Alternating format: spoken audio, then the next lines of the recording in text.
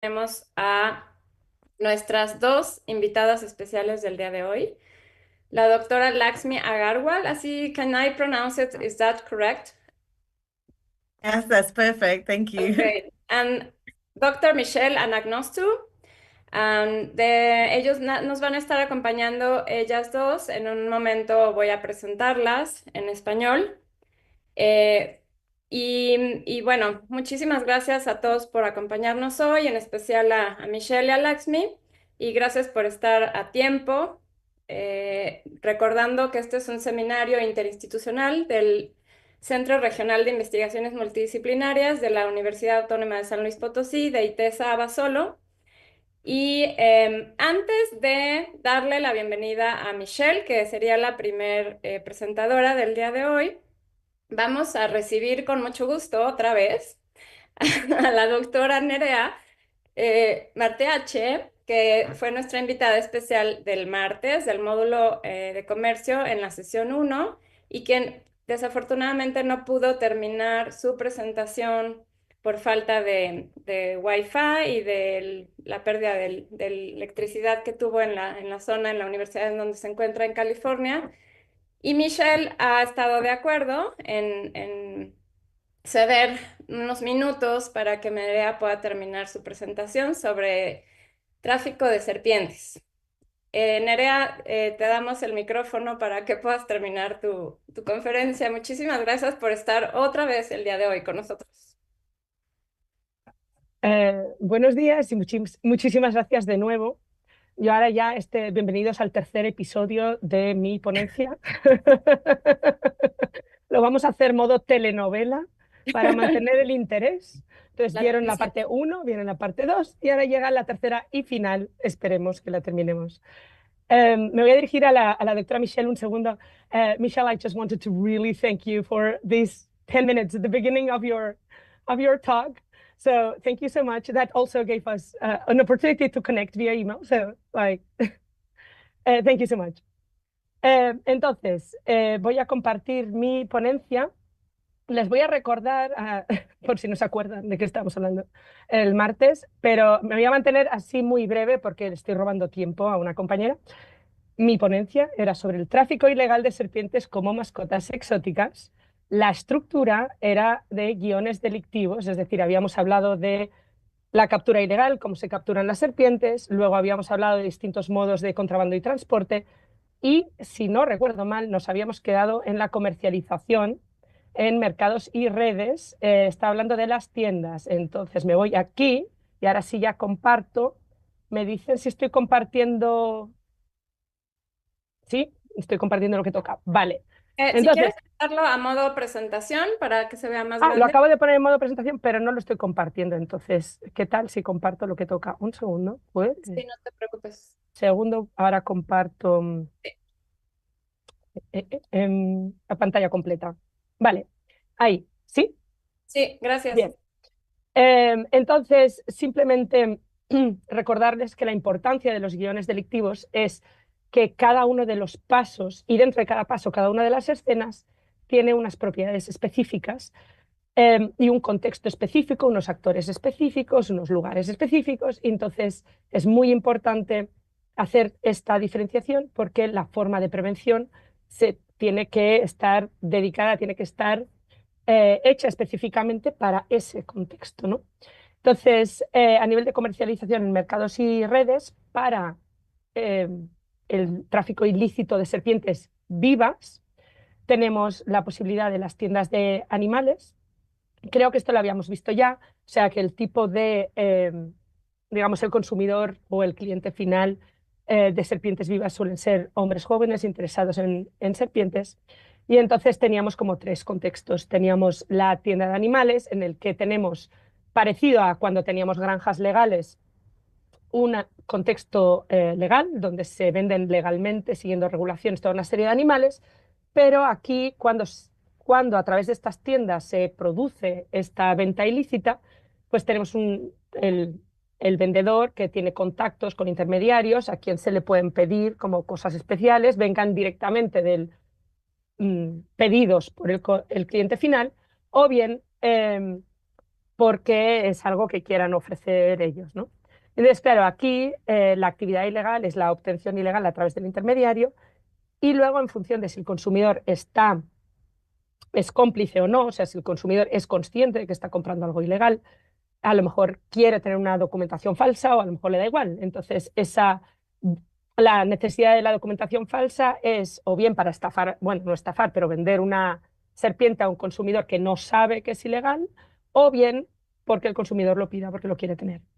Entonces, aquí medidas de prevención, claro, tenemos todas las autoridades regulatorias administrativas que investiguen o que controlen el tema del comercio legal, pero luego tenemos todo el tema también de falsificación de documental.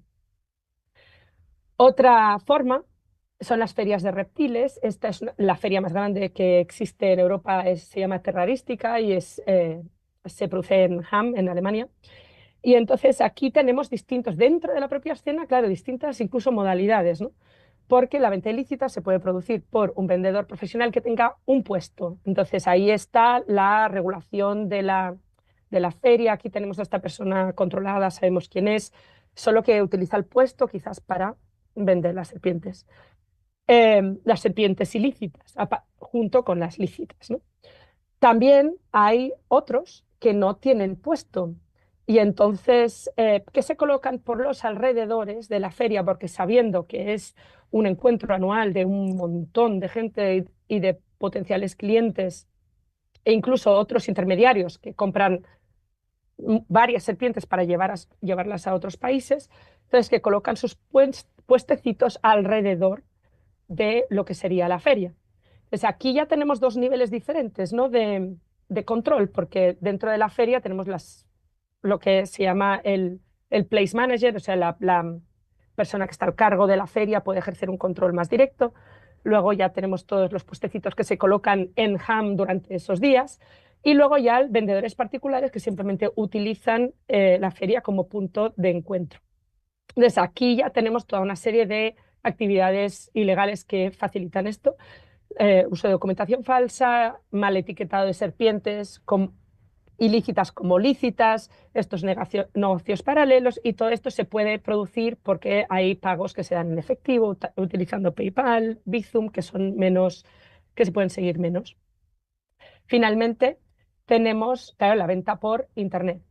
Entonces ya la venta por Internet es ya mucho más difícil de controlar, pero funciona parecido, ¿no? a las tiendas físicas. O sea, estas tiendas que hay por Internet en general lo que suelen vender son serpientes lícitas, digamos, pero claro, hay este contacto privado donde se puede preguntar y entonces hay más anonimato, entonces tiene todas las ventajas que tiene lo que sería el uso del ciberespacio que ya les comenté el martes. Finalmente, el cuarto paso, que aquí ya no tiene escenas, es una vez ya el consumidor ha comprado la serpiente. Esto también estamos hablando de aquellos casos en los que la regulación nacional no permita el tener este tipo de serpiente a nivel particular, ¿no? Entonces, eso es delito si la tenencia está prohibida. Y es difícil, o sea, esto es una actividad difícil de monitorear porque, claro, uno lo tiene en su casa. Y además no son animales, no es como quien tiene un mono o un tigre, o sea, una serpiente no hace ruido y entonces se puede tener dentro de un terrario en casa y ahí está.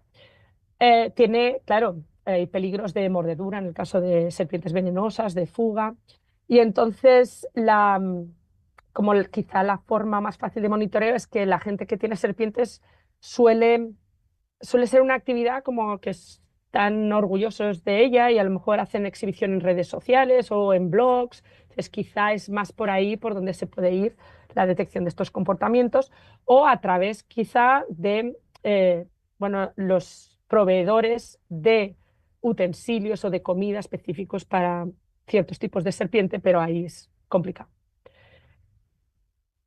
Creo que ya estoy dentro de mis 10 minutos de discusión y conclusiones. Esto es muy en general, muy genérico. La idea es, de nuevo, que cada paso tiene su contexto específico, no tiene absolutamente nada que ver cómo vamos a prevenir la captura ilegal en medio del campo, o cómo vamos a controlar la venta ilícita en la feria de Ham. Entonces, es importante y es muy útil el uso de los guiones delictivos para hacer este análisis detallado de quién hace qué, cuándo y dónde en cada uno de los pasos para diseñar estrategias de intervención específicas. O sea, a nivel general, la guía esta lo que tenía era la intención de formar a cuerpos policiales y personal relevante, ya sea desde guardabosques a personal de aduanas. Y en general hablamos, pues lo que les he ido contando, registro e inspección de granjas, tiendas, ferias, o sea, los lugares legales, el establecer sanciones, medidas punitivas, que se sepa que son así, aplicación de nuevas tecnologías, compartir información eh, entre agencias y luego la educación pública, no solo para que ayuden a detectar, o sea, por ejemplo, si sabemos que tenemos una granja ilegal o parece una granja ilegal, pues a lo mejor lo queremos denunciar, ¿no? Al lado de casa o cerca o sabemos de ello, pero también, y muy importante, para llegar a la reducción de la demanda de fauna exótica, que la gente sepa que no solo no se debe hacer, sino que es malo para el medio ambiente, es malo para nuestra comunidad cuando se empiezan a escapar estas serpientes, etcétera, etcétera. Y ya no les robo más tiempo, les recuerdo que ahora pondré el link en el chat, que el documento está disponible en inglés, pero que estoy ya muy cerca de tenerlo totalmente traducido y le pasaré el nuevo link a los organizadores para que lo distribuyan como vean conveniente cuando esté. Muchísimas gracias. Muchísimas gracias, Nerea, por terminar la conferencia que quedó incompleta el martes. Has Eh, conseguido. Muchísimas gracias. Este es un trabajo que ya se publicó, es lo que entiendo, ¿verdad? Pero está Eh, publicado solo en inglés. si me pudieras compartir el link o en Ahora el chat mismo. Ahora del mismo. PDF que acabas de compartir, sería Sí. genial. Ya cuando esté en español lo hacemos llegar también a la... En realidad va a estar en español en el mismo sitio. Ah, ya. Les mando el link más genérico también para... Y entonces yo lo que les puedo mandar es, una vez lo tenga, pues les mando el... Ahora les mando el link más genérico, porque además está muy bien para quien esté interesado. Hay también recursos en español Sí. eh, en esta... Bueno, si me permite lo enseño muy rápido, pero para que sepan lo que es. O sea, el link más genérico, no sé qué estoy ahora mismo, no he hecho lo que quiero hacer. Eh, Aquí, no sé Si si lo alguien ven. quiere contactar a Nerea, ya se ve. Sí, Eh, Podemos compartir su correo, ya lo había puesto ahí en pantalla. pues aquí ahora lo pongo, pero ve que hay recursos que están traducidos ya al español, o sea, están en varios idiomas y esto, la verdad, son guías muy buenas para el análisis y la prevención de delitos contra la vida silvestre y entonces varios de estos documentos están traducidos y este que les he mandado yo está aquí, pero una vez lo tengamos traducido al español saldrá debajo y pondrá Spanish Translation. Muy bien, muchísimas gracias. Si nos pueden enviar las preguntas para Nerea por correo y yo se las hago llegar para ya no quitarle más tiempo a la doctora Michelle del tiempo que tiene para presentar. Ignacia había levantado la mano, no sé si es comentario o pregunta para Nerea.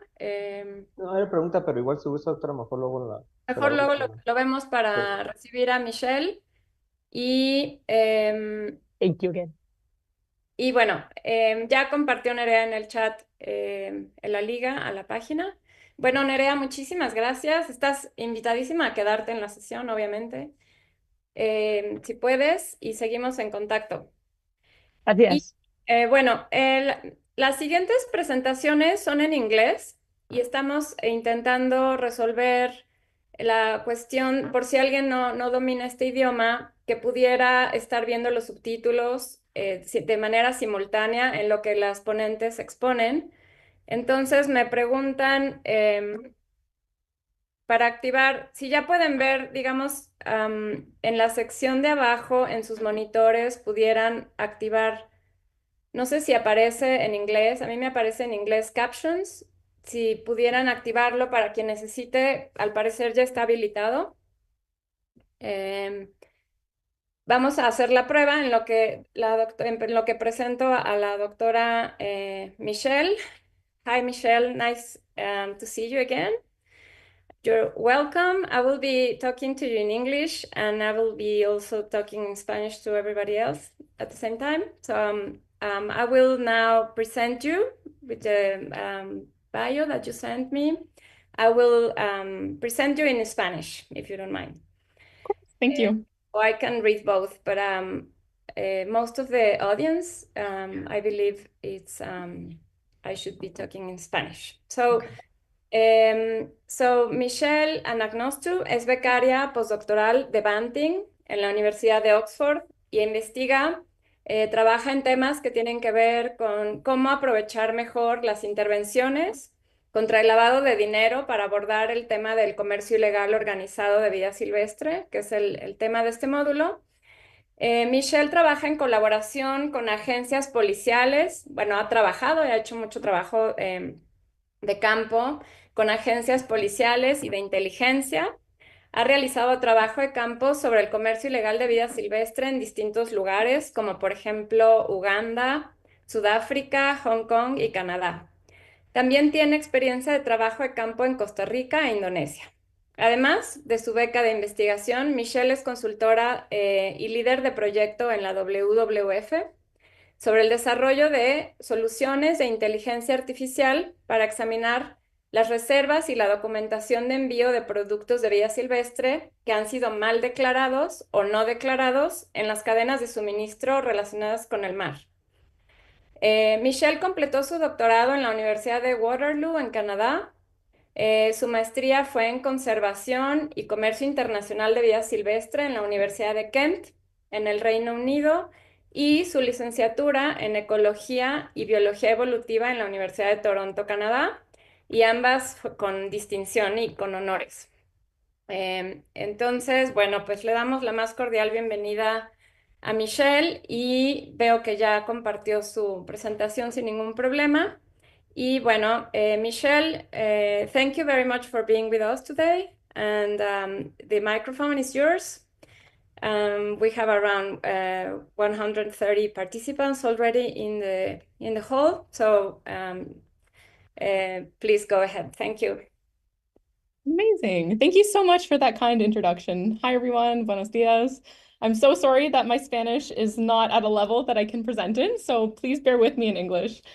Thank you so much for joining us today for this series. I've been really looking forward to it, and I think we have a lot of interesting things to discuss today, and I'm excited to share some of my research findings explaining illegal wildlife trade and crime convergence. My name is Michelle Anagnostou. I'm a Banting postdoctoral research fellow at the University of Oxford. And my current project focuses on understanding how we can better leverage anti-money laundering investigations to tackle illegal wildlife trade. So essentially that means I'm Canadian and I'm funded by the government of Canada, but right now I'm based in the UK at Oxford. And hopefully we'll have some time still to discuss questions after my presentation, but if not, please hang on to them, and my email is on my last slide, so you're welcome to reach out to me later. So I have this term in the title of my presentation, crime convergence. That essentially means the intersection of multiple crime types. Illegal wildlife trade is often publicly reported as converging with the same networks that are also trafficking in drugs, humans, and arms, and committing acts of terror. Often stated exactly like that in one sentence in high-level presentations and in the media. Now, the motivations for these claims of crime convergence have been questioned previously by scholars, given how little evidence is available.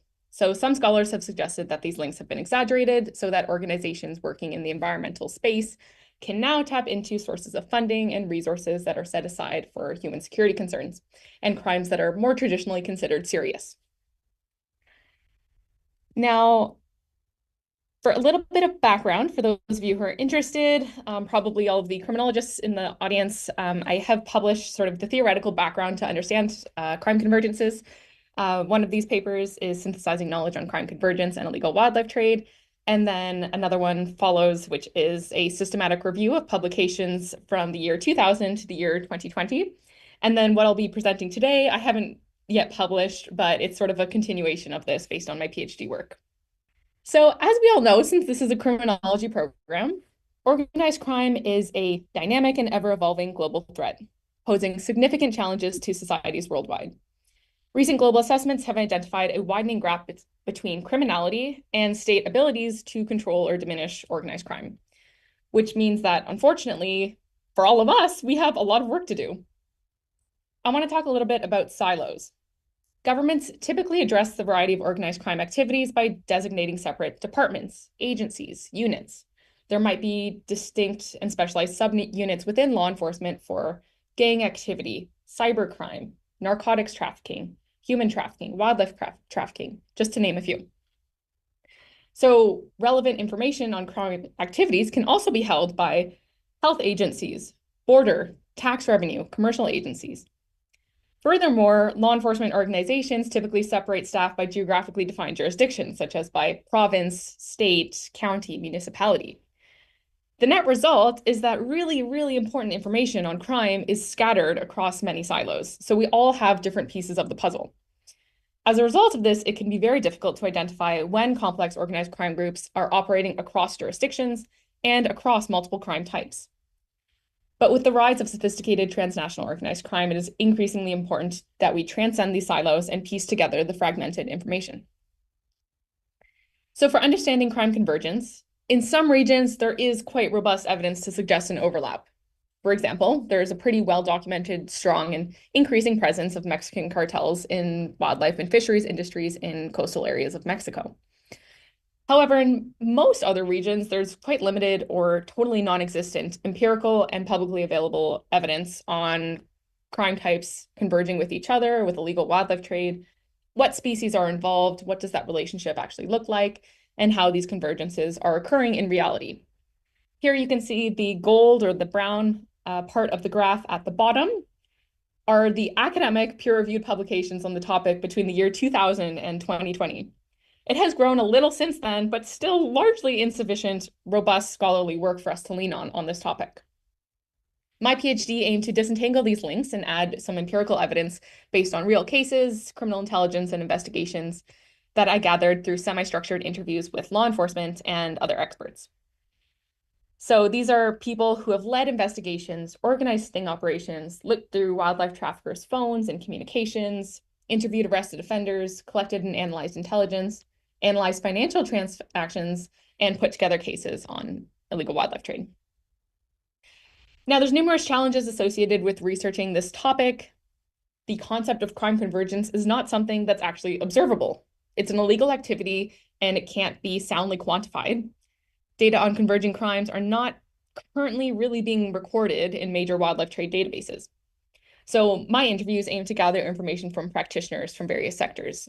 So that included law enforcement, national, provincial law enforcement agencies, drug enforcement, customs, NGO experts, anti-money launderers, including from banks and from government financial intelligence units, members of wildlife crime and law enforcement research institutions, academia, think tanks, legal professionals, including prosecutors, anti-poaching units, and intergovernmental organizations. I focused my research on South Africa, Hong Kong, and Canada, but because it's a global issue, I also talked to experts on crime convergence from a number of other countries. So these 3 studies were selected to compare findings on 3 different interconnected continents and at various stages of international supply chains. When I systematically reviewed the literature, I found that South Africa has the most public reporting on crime convergence by far, certainly in the English language. And it's generally a key source for illegal wildlife trade for international markets. So transit and destination states were selected for the other jurisdictions so that crime convergence patterns could be identified potentially based on different stages of the trafficking supply chains. So Hong Kong has been frequently identified as having weak systems for wildlife trade traceability, and it's widely recognized as one of the most important locations for illegal wildlife trade, transshipments, and re-export globally. Of course, in particular, part of that is due to its geographic location with mainland China. Now, Canada is a severely under-researched context for illegal wildlife trade. Although when you really think about it, its long, porous borders, proximity to the United States, long coastlines, abundance of really high-value wildlife, wealthy populations that can buy wildlife from other countries, and deep cultural and historic ties to natural resource exploitation actually make it a very likely location for illegal wildlife trade. Now, we're just going to dive right into the results. So the type of organized crime most frequently reported by interviewees to converge with illegal wildlife trade was perhaps unsurprisingly drug trafficking, reported by 61 people. In both Canada and South Africa, organized crime networks first became successful in drug trafficking before diversifying and transitioning into wildlife trafficking. As explained by one expert, in the case of the rhino horde trade in South Africa and Mozambique, in the early days, we saw a direct overlap with the drug trade. It was the networks who understood how to move drugs and were involved in corruption, and they had an apparatus. Individuals would then get involved in rhino poaching, and since then, it's escalated into its own thing. The drug to wildlife transition has been observed in Canada as well, for instance, with people commenting on a cross-border organized crime syndicate that was involved in trafficking in bear gallbladders, and the convergence there occurring at the marketing level, where individuals were collecting bear gallbladders from poachers and marketing them in the same way that they were simultaneously collecting and selling drugs. Interestingly, in other cases, the transition has been made in the opposite direction, where you have successful wildlife traffickers that have just been operating for about a decade, unabated, now thinking, hey, I'm going to get involved in drugs because I can, and it's going to make significantly more profits. In South Africa, generally speaking, the links between illegal wildlife trade and drugs are extensive, especially relating to two key species, abalone, which, if you're not familiar, is a marine snail. So it's a mollusk that lives in the sea, and rhino. And rhino trafficking syndicates are also involved in cocaine, heroin, cannabis, and illegal alcohol trades, as well as the manufacturing of synthetic drugs. For abalone, an expert noted that they've had recent incidents with changes brought on by COVID. So where Asian buyers of abalone were themselves actively starting to sell drugs and methamphetamine in South Africa.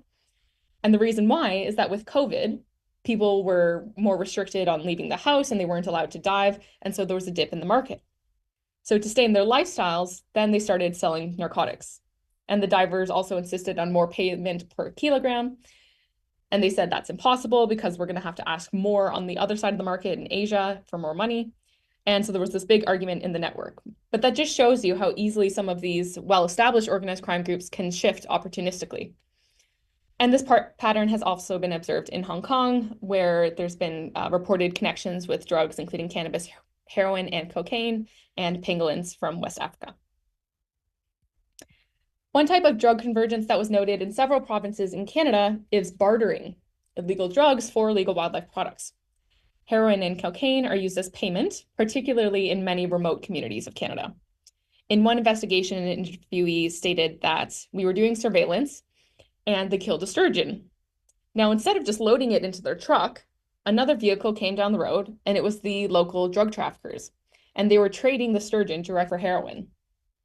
Investigators in other provinces similarly explained that fish and other wildlife is used like cash for whatever that might be. It might be gas or booze or drug prescriptions. An officer in the Yukon, that's in the north, had said they've seen that too. I've seen a polar bear hide that came down to a drug dealer's house, and when the police raided his house, they found a grizzly bear hide and a polar bear hide, and this guy's never hunted. He's just getting this stuff from people that are trading it for drugs because it has significant value. And on the drugs there, again, it's narcotics, it's not lower level stuff. Now, in some cases, the drug wildlife trafficking link is a relatively small scale operation. However, in other cases, there is a really long-standing, large-scale, well-integrated convergence. So for example, on the west coast of Canada, individuals suspected of being involved in the illegal wildlife trade have deep connections to other crimes, including drug trafficking, fraud, money laundering, and tax evasion, and appear to be associates of known Asian organized crime groups. Turning to the East Coast as well, experts have said that they know organized crime has bought some of the fishing boats in the Maritimes, and that this is to facilitate the drug business, but also that it might just be a nice way to catch some fish. Actually do some illegal fishing and then put it on the market because it also pays. Another way that drug trafficking and wildlife trafficking can intersect with each other is what I refer to as product convergence. As one South African investigator noted that they received information that a triad had bought a South African farm for the purposes of trafficking in lion bones and lion products. So this so-called lion cake is made for traditional Asian medicine by chopping up a lion carcass and boiling it for up to 10 days, and you get the gelatin out of the joints, which then hardens as it dries, and it forms these big bulks, squares that you see here. Then interviewees who infiltrated and raided this farm found 365 kilos of lion cake at the property and 50 liters of opium. And they learned that the traffickers were actually mixing the heroin into the lion cake. So you can imagine that, of course, this product of, lion parts is going to make you feel better when there's narcotics mixed into it. And the leader of this operation was not there when the raid took place and took a flight out of the country that same day.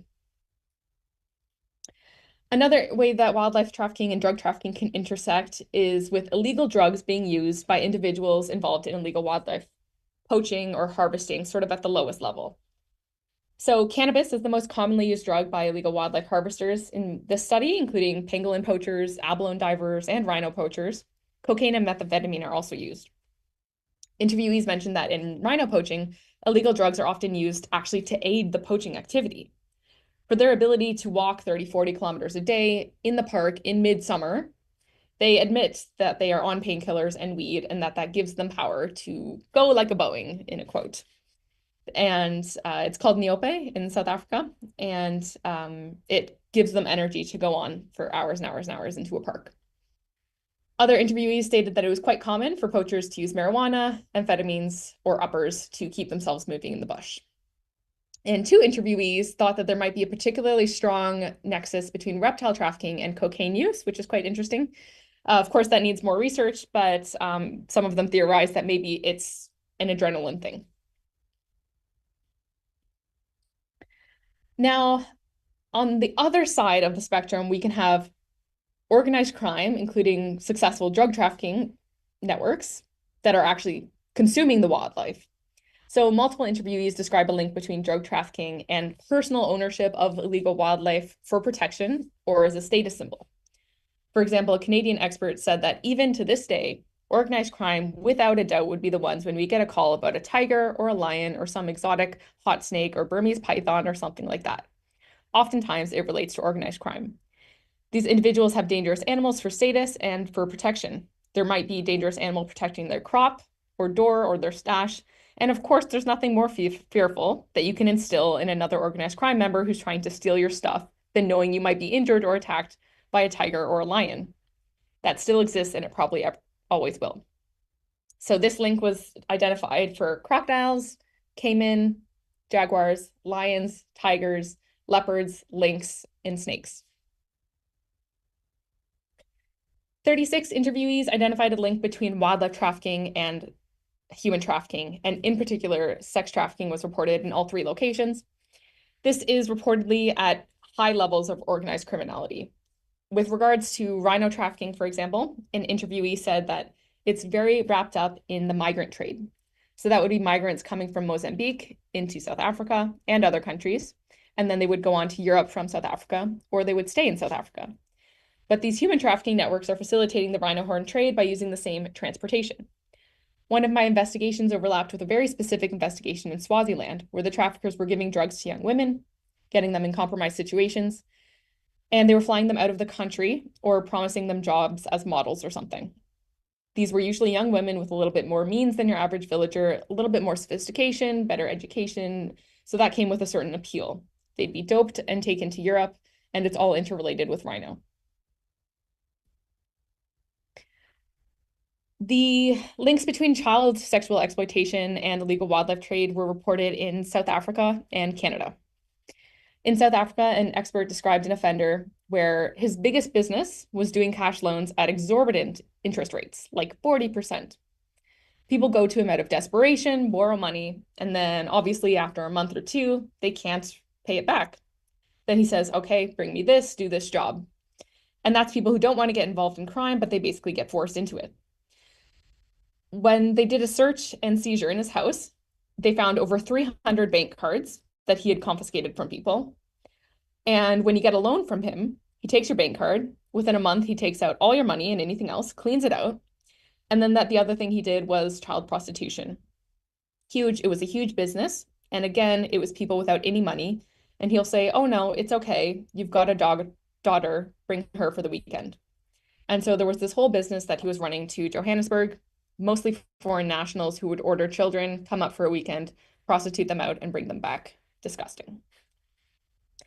Another investigator described looking through a rhino poacher's phone and seeing child pornography, although this doesn't seem to be the norm in that case, but it has been reported a few times by interviewees. In Canada, an expert explained that they have major issues with illegal outfitting companies. Those are companies where a client pays to have help to ensure hunting success, essentially. And that there's a lot of illegal drugs that are typically associated with them. And when you bring up clients, apparently it's not uncommon for them to say, hey, do you want a boy or a girl? And when I say a boy or a girl, I mean a boy and a girl. Trade in human body parts and organs. This was reported in South Africa and Canada again. In South Africa, this mostly relates to traditional medicine. So one expert said that they've started investigations with body parts and then found rhino horn links. So body parts for traditional medicine, chop an arm off, chop genitals off, one gets involved in everything. And another interviewee said that they've seen murders on their phone, and a wildlife trafficker's phone, that is, and people harvesting blood illegally, again, for use in sort of black magic parts and processes. That it's the same people and it's driven by the same underworld. In Canada, the link between illegal wildlife trade and human body parts is a very different consumer, very different criminal profile. And these are people who are collectors of oddities. So an expert explained that there's an issue with human remains being dug out of places that they shouldn't be dug out of and then being sold on the black market. We see a lot of that kind of tied in with the oddities trade. So this could include reptiles, dead species of reptiles that are embalmed, bird feathers, bird parts, bird bones, and all of that kind of being commingled with the human bone trade and human organ trade. And depending on where the human remains are dug out of, that could be considered cultural objects. And the research also revealed that similar practices in locations outside of the three main jurisdictions occur. So in West Africa, for example, an investigator explained that they were going after ivory traffickers, and we got somebody also trafficking in human remains at the same time. Not just digging up the graves, they were either fresh corpses or having conversations about who do we want to be killed for that. So it's huge amounts of money, and this has been reported in Cameroon, Congo, and Uganda. Now, variations of coerced, forced, and bonded labor have been linked to illegal wildlife trade in all three jurisdictions. In South Africa, it's been described as not a huge percentage, but that when you go to the courts, you realize some of the people are being forced to do this. They've walked hundreds of kilometers, and maybe their family back in Mozambique has the threat of a firearm to their head. And there's quite some strong evidence to suggest that some of the smugglers of rhino horn are actually being forced to participate. And in Canada, one interviewee noted that they have seen indicators of forced labor linked to the illegal elk trade. And these are people who do not have their government documents on them. They're unable to articulate where they live. And when enforcement has gone onto the premise, there's people sleeping on the site, there's no windows, and that might tie into traditional medicine trade. So things like ginseng, sea cucumbers, and herb seal oil. Unsurprisingly, there's a lot to say about firearms and illegal wildlife trade. Unsurprising because A, you need weapons to poach wildlife, and B, where there's gang involvement, gangs need to defend their territories. That's the short version. I'll try and summarize it briefly, but in South Africa, arms trafficking and illegal firearm use is pretty much guaranteed for rhino trafficking, also very common among abalone traffickers. And interviewees mentioned that the police are sometimes complicit in these crimes, and that firearms that are confiscated by the police sometimes get leaked back into the hands of wildlife traffickers. Okay, we've got a rhino carcass, run ballistics on it. Oh, hang on, we've already seized that weapon. Oh, look, it's no longer in the safe. In Canada, an interviewee in one of the territories stated that quite often they're dealing with people that have been charged criminally for other offenses by the police. They've been prohibited for life or for a certain amount of time for possessing firearms, and they just disregard that completely because they want to keep going out and poaching. And that happens on a pretty regular basis for them. And similar to the South African rifle renting scenario, an official in a different Canadian province stated that a lot of First Nations communities where people are firearms prohibited or can't easily obtain them, trade access to guns either on a temporary basis or permanently for the purposes of going out and killing wildlife. Counterfeit and pirated goods, I have examples of this in all three cases, but in Hong Kong, it was really, really clear and strong, this link. So that could be commingling of wildlife products in the same shipment with electronics, cigarettes, food and meat products, smartphones, computer parts, pharmaceuticals, luxury handbags, clothes, shoes, watches, alcohol, laptops, all have been identified in cases in speedboats that smuggle wildlife from Hong Kong to mainland China. And that would be turtles, succulents, fish maw, shark fin, and other seafood. So things that are kind of easy to put in a box and throw in a speedboat. And it's thought that a good justification for that is that traffickers are probably just trying to avoid the heavy tariffs on these products. Now, I researched this for 5 years, so there's a lot that I can't get to, but hopefully now a pretty clear image is forming that a range of organized crime activities, in fact, do relate to illegal wildlife trade. I've underlined the ones I couldn't get to, but that does include arms trafficking, sex trafficking, child abuse, migrant smuggling, illegal trade in human body parts, mined resources, so precious metals and minerals, counterfeit and pirated consumer goods, stolen vehicles, illegal alcohol trade, and drugs. And this can look like many different things as we've discussed. So it's important to consider sort of a more nuanced lens when we talk about crime convergences. So whether that's the barter trade, cashless transfer, hey, I'll give you this much narcotic for this much wildlife. Common fixers, maybe your professional money launderers, which we'll talk about in a second. Diversified networks, forced and bonded labor of people who are actually victims of human exploitation that are perpetrating the wildlife crimes, and a number of others that I've outlined in previous publications. Now, importantly, what I like to emphasize is that crime convergence does not necessarily mean that both or either crime is highly organized.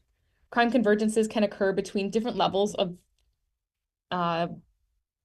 criminal sophistication.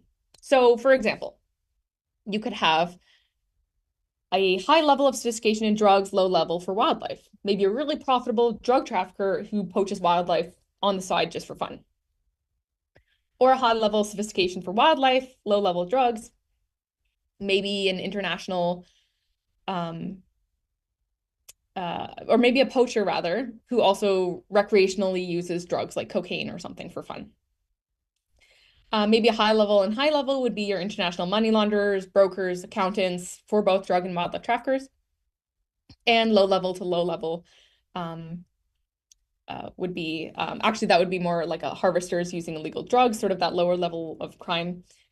And so that's a key finding here, is that we can't conflate crime convergence with highly organized crime. Sometimes it's just different levels of sophistication that we're seeing that bring these linkages about.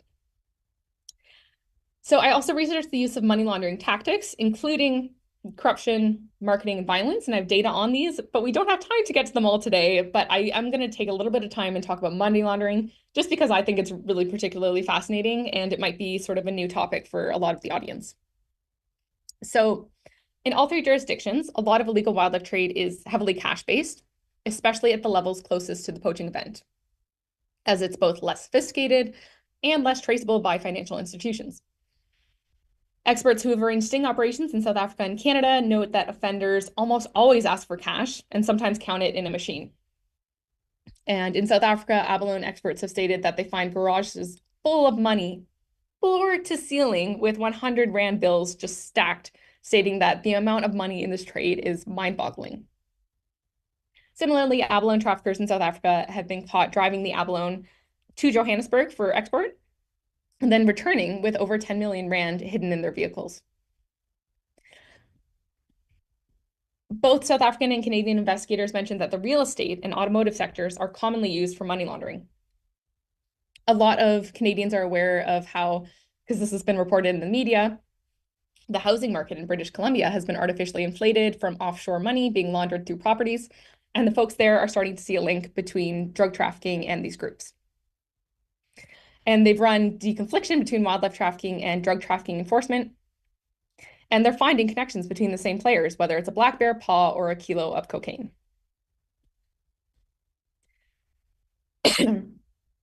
At an international level, however, cash is less practical. So that's where we see differences based on the level of sophistication and crime integration. So, for example, maybe wildlife traffickers who haven't faced a lot of scrutiny, like maybe some reptile traffickers, they're just going to use basic wire transfers, and sometimes even referencing wildlife in those transactions, which banks love, as well as e-wallets and global money transfer systems. But for larger scale operations, maybe like marine animal delicacies, import, export, and logistics companies play a huge, huge role. If funds need to be transferred across continents between wildlife traffickers, and maybe you don't necessarily know each other that well. Maybe I'm in Nigeria and you're in Vietnam. How are we going to do this? Well, let's trade. And they'll set up a trade in some other type of good and use that as a front for wildlife. And so it's just going to look like regular trade flow and the regular movement of money.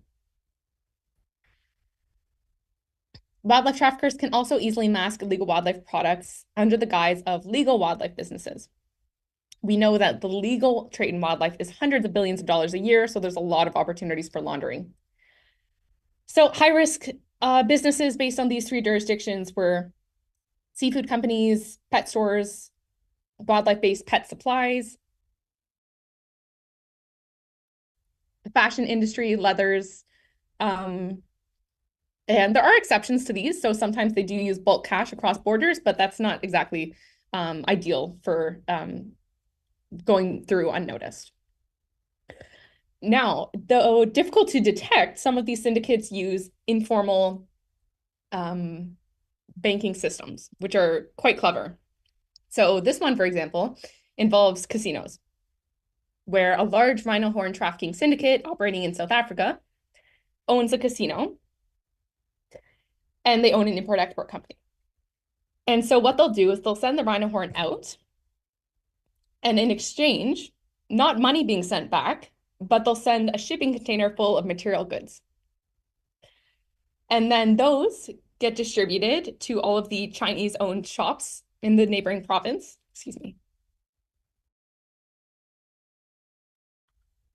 And then those shops sell them, get cash back.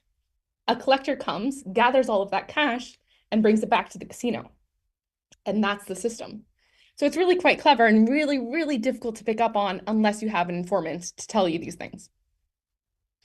In Canada, wildlife traffickers may take advantage of business immigration visa programs to circumvent the limits on money transferred outside of mainland China. So they'll send an agent with large sums of their boss's money, claim to be a prospective entrepreneur as an easy pathway to immigrate, move dirty funds, and establish a presence in Canada. And these individuals have their own accountants pre-arranged.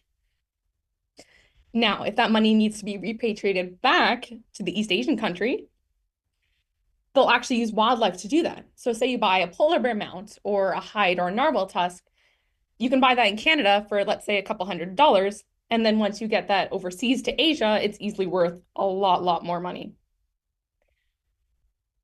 They also use middlemen and intermediaries. So rather than direct transactions, you'll move it to an intermediary who moves it to an intermediary who moves it to another person in a shop 20 kilometers away, who then gives it to a poacher. And so they do all of this layering to make it really confusing and really difficult for enforcement to pick up on. And professional money launderers are used by more sophisticated networks. Excuse me, sorry, it's really dry in here and it's making me cough. So these would be third-party people who provide their services to clean criminal proceeds in exchange for a commission. So they're not loyal to any particular network, but they'll clean the money of whoever's willing to pay them to do it. So they set up these apparatuses. They might set up a company, an import-export company, use it a couple times to make it look totally legitimate, sell that company to a wildlife trafficker. They'll use it a couple of times, and then they close it down. Sorry about that, everyone. Got my water bottle, so now I'm refreshed. Been talking all day and now starting to lose my voice, apparently. Thank you. So I'll try to wrap up really quickly because yeah, we are nearing my time, but some of this stuff I think is still really interesting for you guys to know if you're researching illegal wildlife trade, is that while the majority of wildlife traffickers are not necessarily highly organized, the ones that are really quite clever.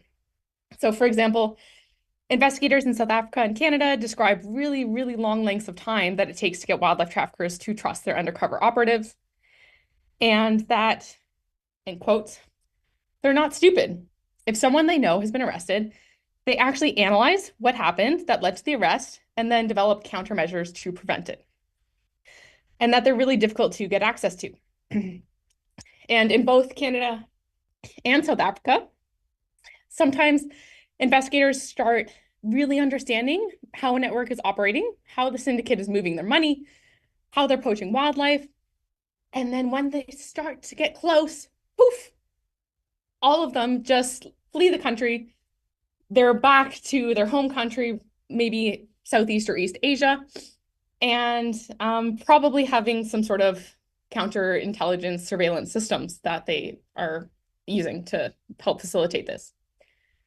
For example, especially in places like Johannesburg, there are people that just work on intelligence for the wildlife syndicates, and that's all they've done for years.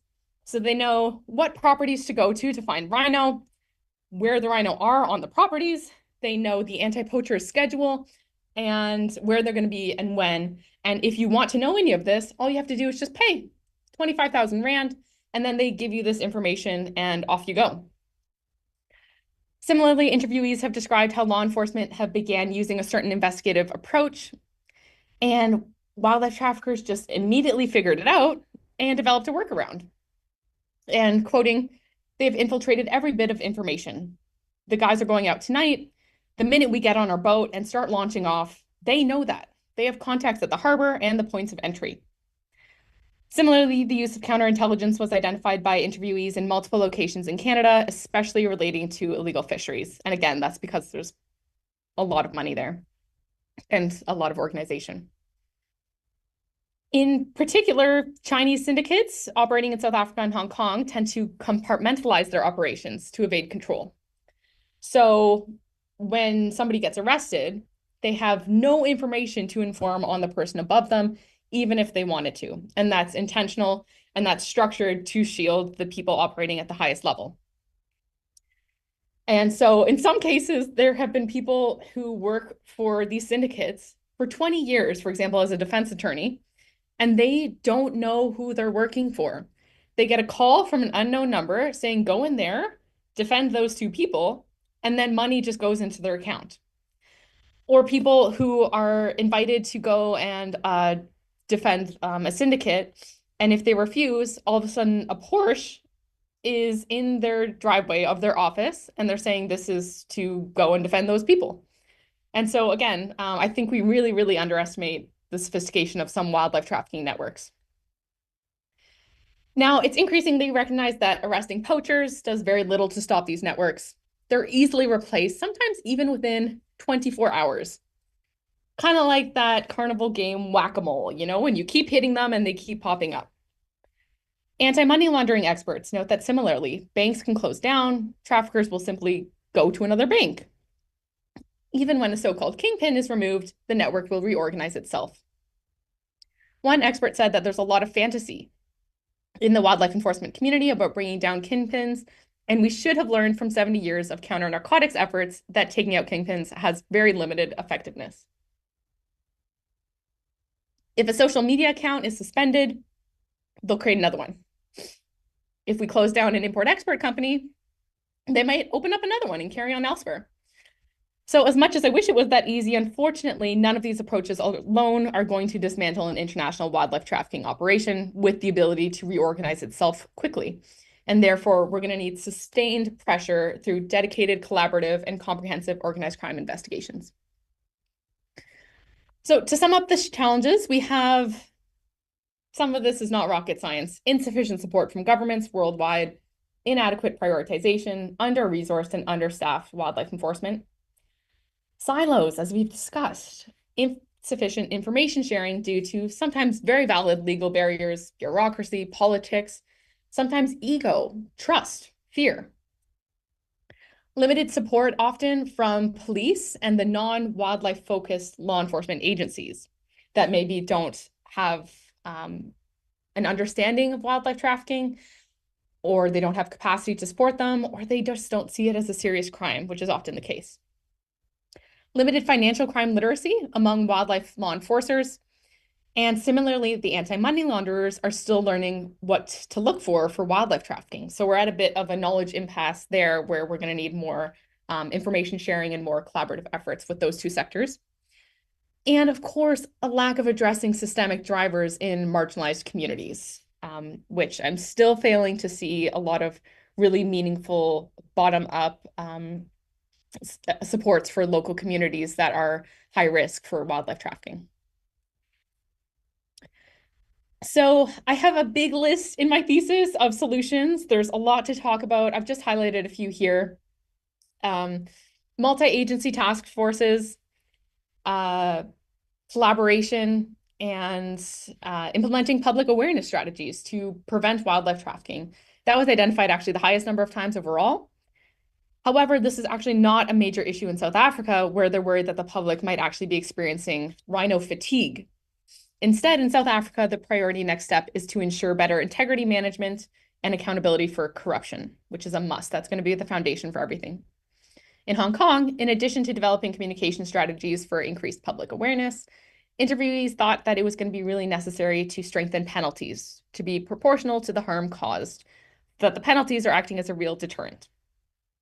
And in Canada, the most popular solutions were increasing staffing, really, really big country for the amount of people who are working on this issue, allocating additional resources, including funding and access to investigative technologies, and prioritizing legal wildlife trade at the highest level of governance and asserting leadership on the issue, including internationally. However, these suggested solutions to engage Indigenous people and local communities in counter-trafficking interventions, counter-corruption, teach youth about integrity, ethics, valuing biodiversity at a young age, and generally raising awareness on the issue are all really key steps towards normative compliance. And of course, the foundation to most of the solutions I've identified emerge from prioritization and capacity building, expanding resources, and ongoing trainings. And as I mentioned, in particular, overcoming the siloed approach to law enforcement with joint task forces, intelligence hubs, working groups, and fusion centers. There's all of these different types of approaches for sharing information, and deciding which one to use just depends on the specific context and who's involved. So, key takeaways. Essentially, the results of this study, though it has been controversial in the past, really do strongly support the notion that illegal wildlife trade indeed converges with other organized crime types, although the duration of this, the extent of it, the nature of crime convergences differs based on a number of factors. It's also clear that this is not just an issue for kind of the usual suspects, the countries that are most named in wildlife trafficking hotspot lists, but also high-income countries of the global north, like Canada. Convergences between illegal wildlife trade and other types of organized crime activities can occur at any stage of the supply chain. At the lowest sourcing level, it could be relating to maybe poaching and illegal drug use, breaking and entering, illegally obtained firearms. At the international trafficking level, some organized crime syndicates have well-established routes and infrastructure that they can use for trafficking in drugs, arms, people, including distribution networks, money laundering apparatuses, and marketing tactics. Overall, transnational organized crime networks are becoming more interconnected, and networks involved in illegal wildlife trade are increasingly converging with other crime types through processes of globalization. Crime convergences are varied, they're complex, they're dynamic, insufficiently researched. If you would like research ideas, please come talk to me. And as our understanding of the complexity of crime convergence unfolds, the international community is going to have to increasingly appreciate the importance of finding ways to adopt more collaborative approaches. Thank you so much for listening. Thanks for bearing with me while I hydrated. And there's my email, because I know we are short on time. So please feel free to get in touch if you have any questions about anything I've discussed today, and I'd be very happy to chat with you. Thanks so much. Many thanks, Michelle. As always, very comprehensive, very extensive work that you're doing, very complex as well. So before we turn into Laxmi for the next conference, we will have some time for comments or questions from the audience or from Jose Luis or Ignacio. In the chat, the first question that we received, it's I'm not really sure about the specifics of the question. I don't know if you could help me figure out what are the dimensions of criminal networks trends. I don't know if you can answer as that, or we ask the person who put the question in the chat to turn off the camera and expand about that. I think it's quite general, but if you want to say something about it. Sure. I mean, there's a lot that we're still picking up on. And from what I've talked to people who I swear probably have the strongest intelligence systems for wildlife trafficking. They've led a lot of investigations, and those people will still tell you there's so much we don't know. Some general trends we picked up on, things like the shift to online space. Of course, it's introduces so many more uncertainties. Whose jurisdiction is it? How many species does that person have in stock? Where are they actually keeping the species or the product? It's just a really difficult space to enforce. So wildlife traffickers have picked up on that, and it is very common for them to use the surface web. And everyone who I've spoke to who has investigated the dark web says that there's actually not that much on there for wildlife because you don't need to. You can just use Facebook and e-commerce sites. So that's definitely a kind of a just general broad trend that we've picked up on. And sorry, I should give that person an opportunity to elaborate if they want to before I just keep rambling. No, it's okay. Thank you very much. Well, people are congratulating you in the chat. That we're very thankful for your excellent presentation and very interesting. And so I have one question regarding, you already mentioned, I know you have a lot of much more information and it's impossible to present everything in one conference, but if you could share something else regarding the specific roles of women and children, apart from what you mentioned already. I know you mentioned different examples regarding exploitation, but for instance, women or children as facilitators or helping the networks, the illegal networks. I don't know if you got during your field research some information about this or not in any of the case studies, obviously. I am so glad you asked this question. This is something that I am so passionate about because I find it so fascinating. And yes, I actually have a paper that I'm drafting right now on the gender dimensions of all of this, essentially. Across the board of the 3 case studies, generally speaking, it's quite rare to find women in the hunting roles, in the harvesting levels. That tends to be more male-dominated. That said, when it comes to the smuggling level, organized crime groups are aware of law enforcement biases. Law enforcement is generally a male-dominated profession. And so there's some kind of inherent biases towards women and girls, and they're not likely to be thought of as potentially being suspicious for smuggling activities. And so in some interviewees actually thought that they were overrepresented in cross-border smuggling. And especially if it's jewelry, for example, things like a big cat claw on a necklace, things that can fit in your jewelry or your makeup bags, things like that. Women are definitely actually highly, highly involved. And then at a more sophisticated level, in the money laundering and distribution of funds in the networks, that came up a lot. So I believe in all 3 case studies, there were examples of women who were in charge of laundering the money. And in some cases, a lot of people would just assume that it was the wife of the man who was actually running the show. But in some cases, there's examples where the wife and the husband were both involved, laundering their money through their own different systems. and that the wife actually had the more sophisticated, more advanced, difficult to detect money laundering system. So in some cases, I do think that organized crime groups are aware of biases in law enforcement. They're aware of some of the paternalistic chivalry that exists in the criminal justice system. That being said, it is really important to remember that women are often manipulated or coerced to be involved. Sometimes it would be the husband or a boyfriend or a partner who is clearly the key wildlife trafficker. And when he suspects that law enforcement is onto him, he'll send his girlfriend to go do the transaction, and law enforcement arrests her, and she's,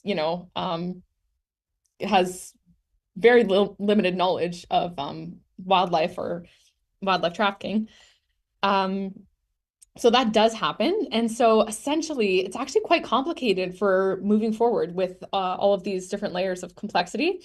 And what I think we just need to do going forward is take a gender-sensitive approach. So just being aware as researchers or as law enforcement or anti-money launderers that there are these different complexities of gender-related exploitation, intriguing gender dynamics, and also being aware of our own biases. But yes, that is a really intriguing question, and I'd love to see more research on that space going forward.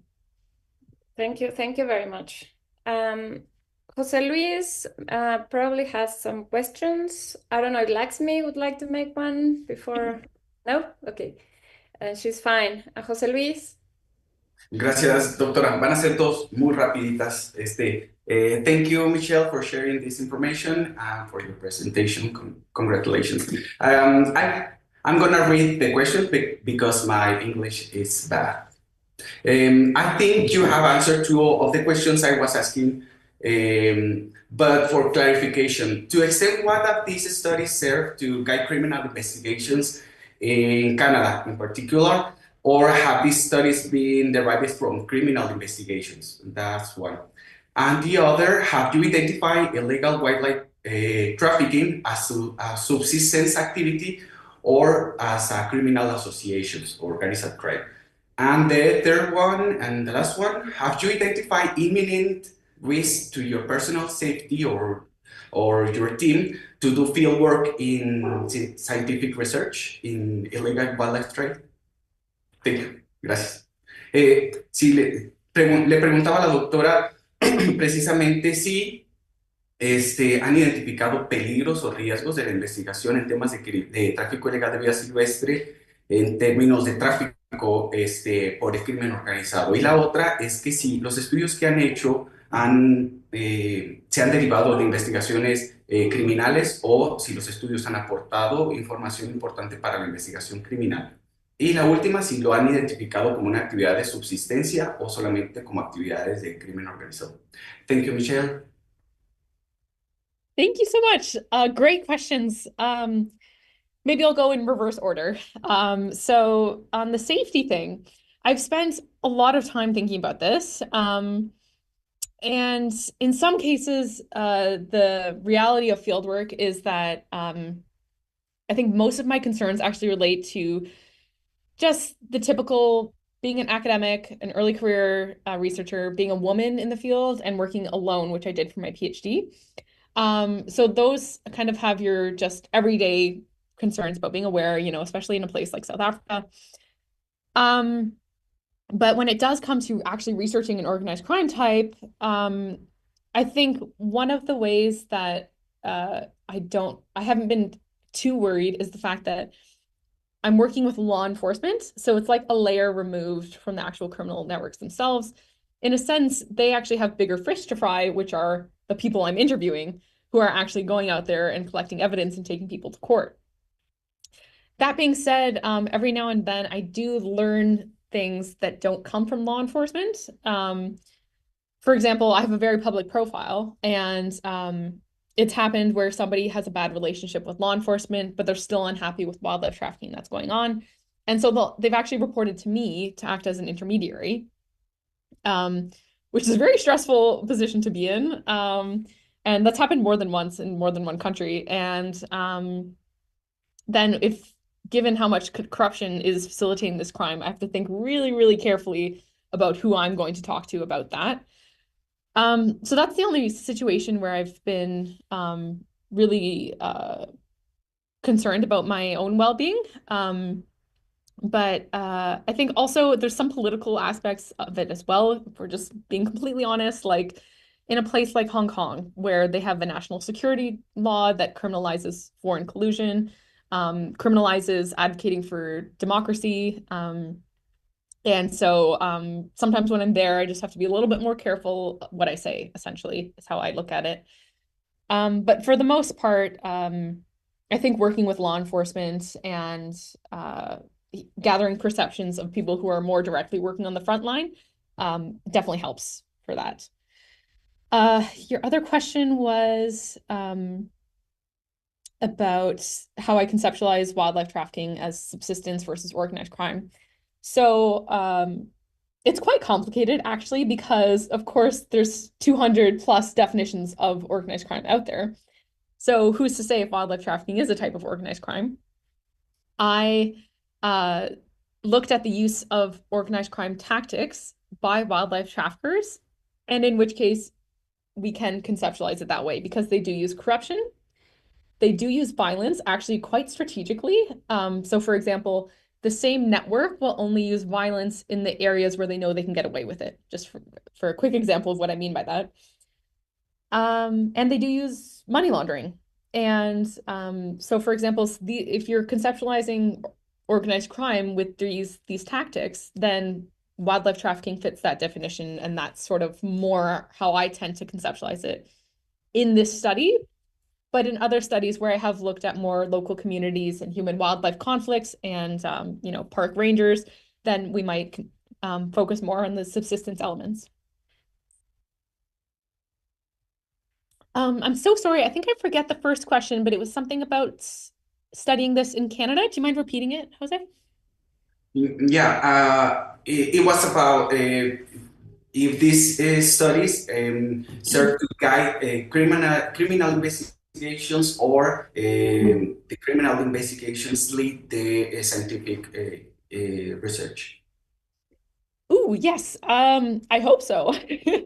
So I'm trying to always network with law enforcement in Canada. For this current project, I'm working with FinTrack, the Financial Intelligence Unit, the RCMP, that's our national police agency, Scotiabank, that's one of our biggest banks. And so I am trying to engage these different sectors so that they can take what I learn as an academic and make it useful for their work, which of course is my motivation for doing this, right? I'm very passionate about wildlife and I want my research to be applicable to practitioners. So I would like to say yes, that my research is going to contribute to investigations, contribute to prioritization of the issue. Hopefully, if I can sort of sound the alarm a little bit with, some publications. And for the research front, I would love to see more research on this in Canada. There's very, very few of us, although we are establishing a Canadian Wildlife Enforcement Research Network. I'm one of the founding members, and we're having our first in-person meeting in May. So that should be fun and hopefully get us together because we're so scattered. I'm here in the UK where it's totally different. You have these hubs of just experts at so many different universities that all they do is research wildlife trafficking together. Canada doesn't have that yet. But I would love to see that going forward, and I would love to be part of that. So hopefully we'll start to see things pick up, but it is a very new topic for Canadian academics.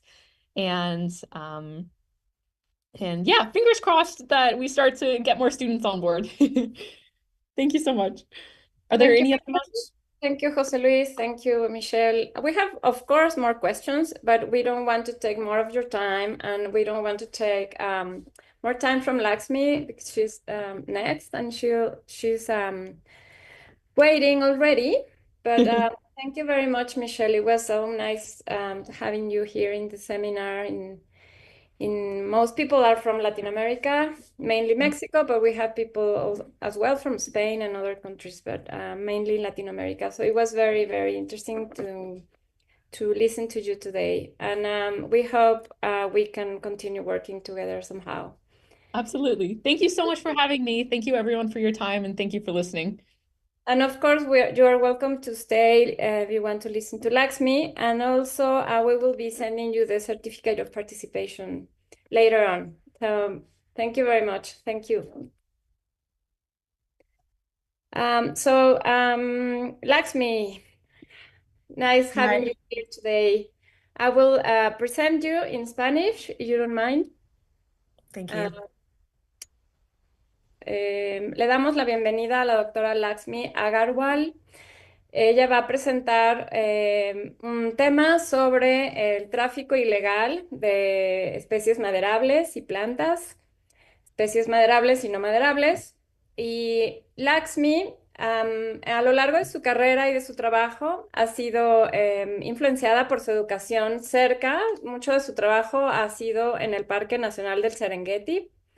La doctora Laxmi completó su doctorado investigando los mercados ilegales de marfil en Tanzania, con la determinación de informar y de apoyar los diálogos políticos y adaptar enfoques de mitigación y de los descolonizadores a través de datos recopilados, de recopilación de evidencia a nivel local, con los matices culturales locales, con los contextos particulares de la región.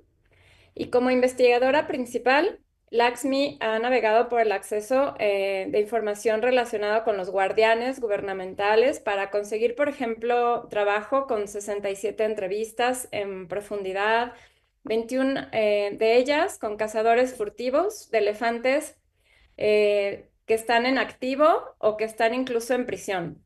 A ella ha podido hablar con toda esta gente.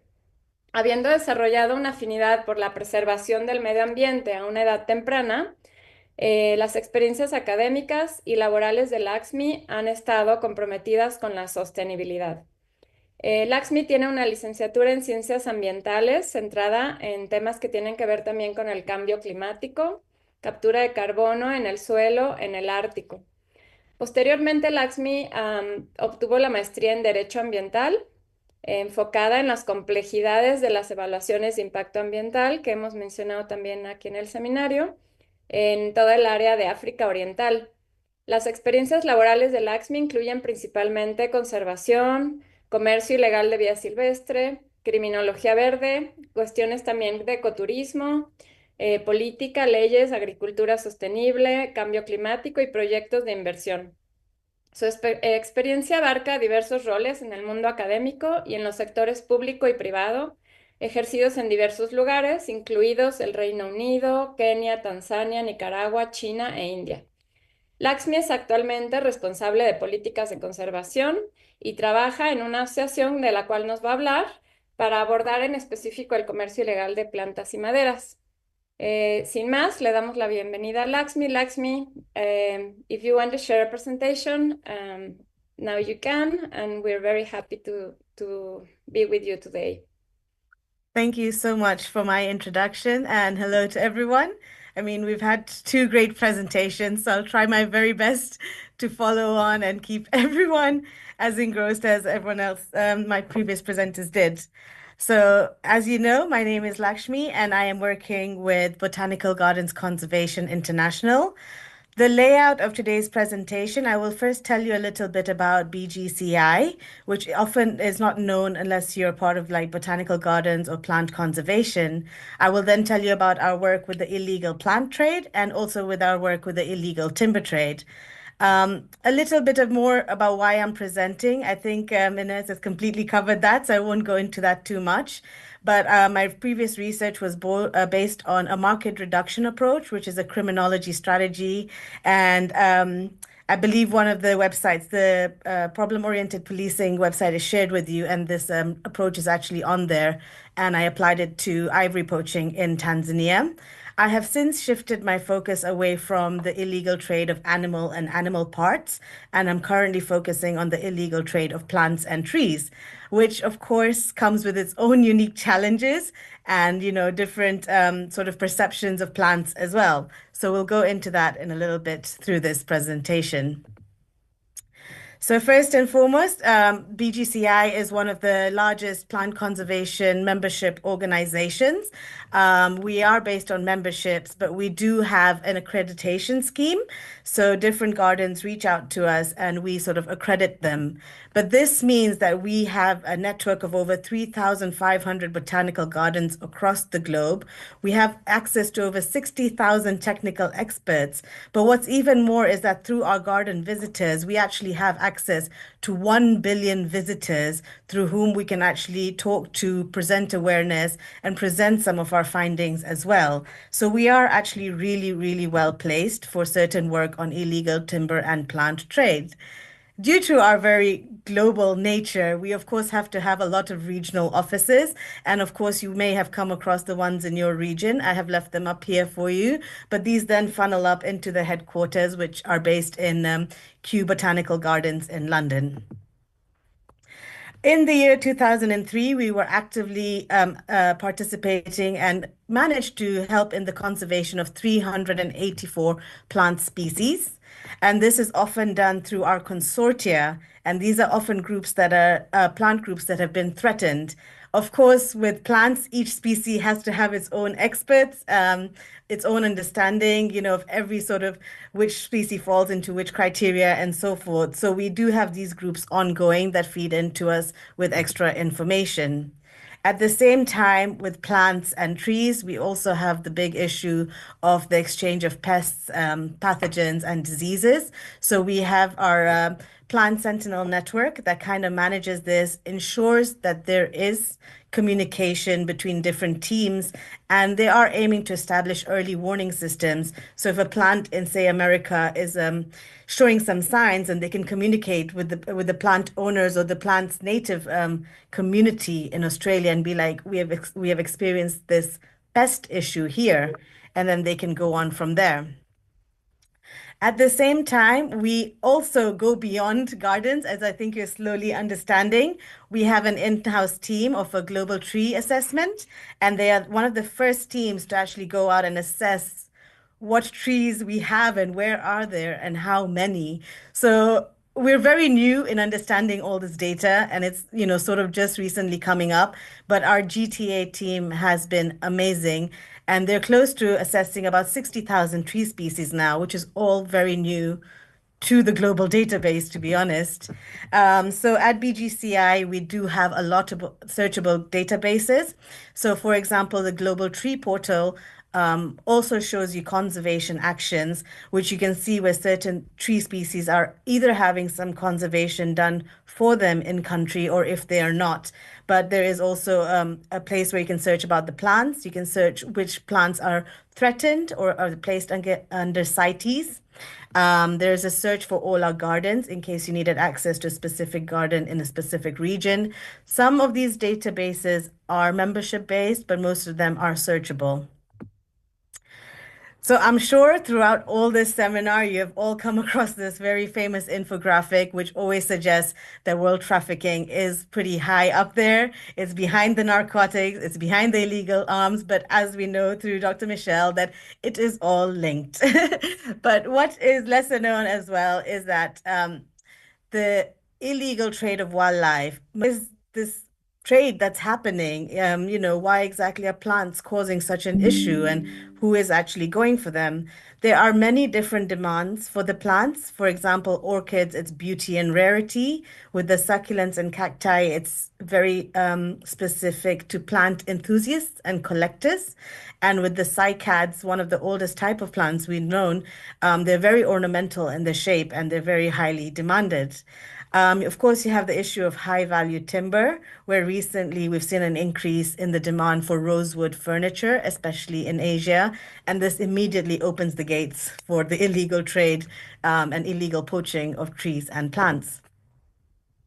So what exactly are we planning to do at BGCI? As I've mentioned, we are very well placed in terms of our global outreach, and the data on plants and trees is very spread out, but each one has to be addressed separately. So at the moment, we're in the process of creating the Illegal Plant Trade Coalition, which will be launched at the IUCN World Congress later this year, I think October 2025. This is all still in the process of being made because everyone is just about coming together to address the illegal plant trade. But what exactly is the issue? What is the problem? The problem is that most consumers probably don't know that the plant sitting in their windowsill in their kitchen is actually rare and illegally taken from the wild. More plants actually go extinct per year in comparison to other fauna species. So since the 1800s, we've lost about 571 plant species in the wild. And, this has caused multiple levels of ecosystem disruption as well. And not to mention, because this trade is going on undercover or, in across all levels of trade, it's very hard to police the impact of invasive species, the sharing of pathogens, or the movement of diseases and pests as well. At the same time, when the plants are taken from the wild, a lot of cultures will stop using that plant, and then suddenly that knowledge about that plant or the benefits of the plant are completely lost to us.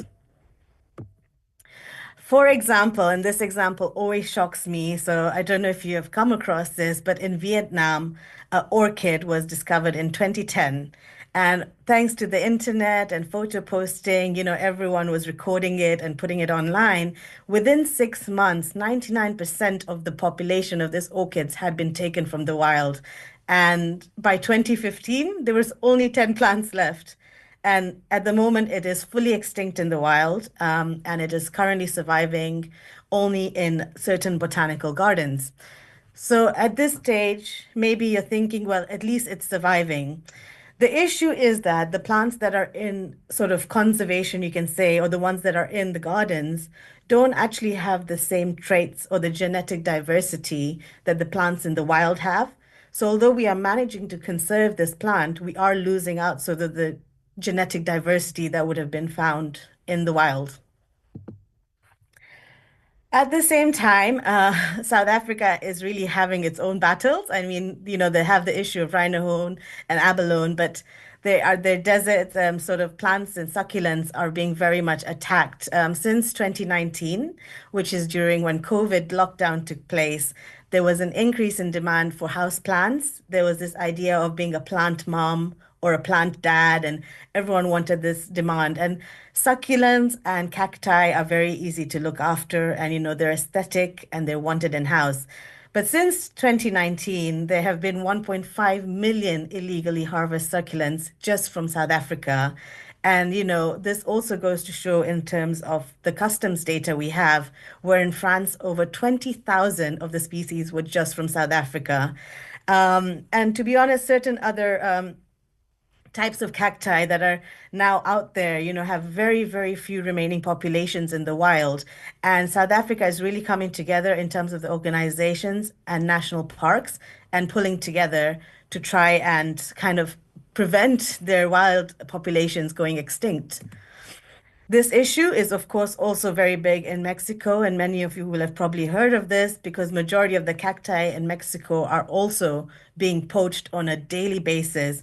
Most of the seizures between the US and Europe are at least 400 a year, plus or minus, of these targeted species.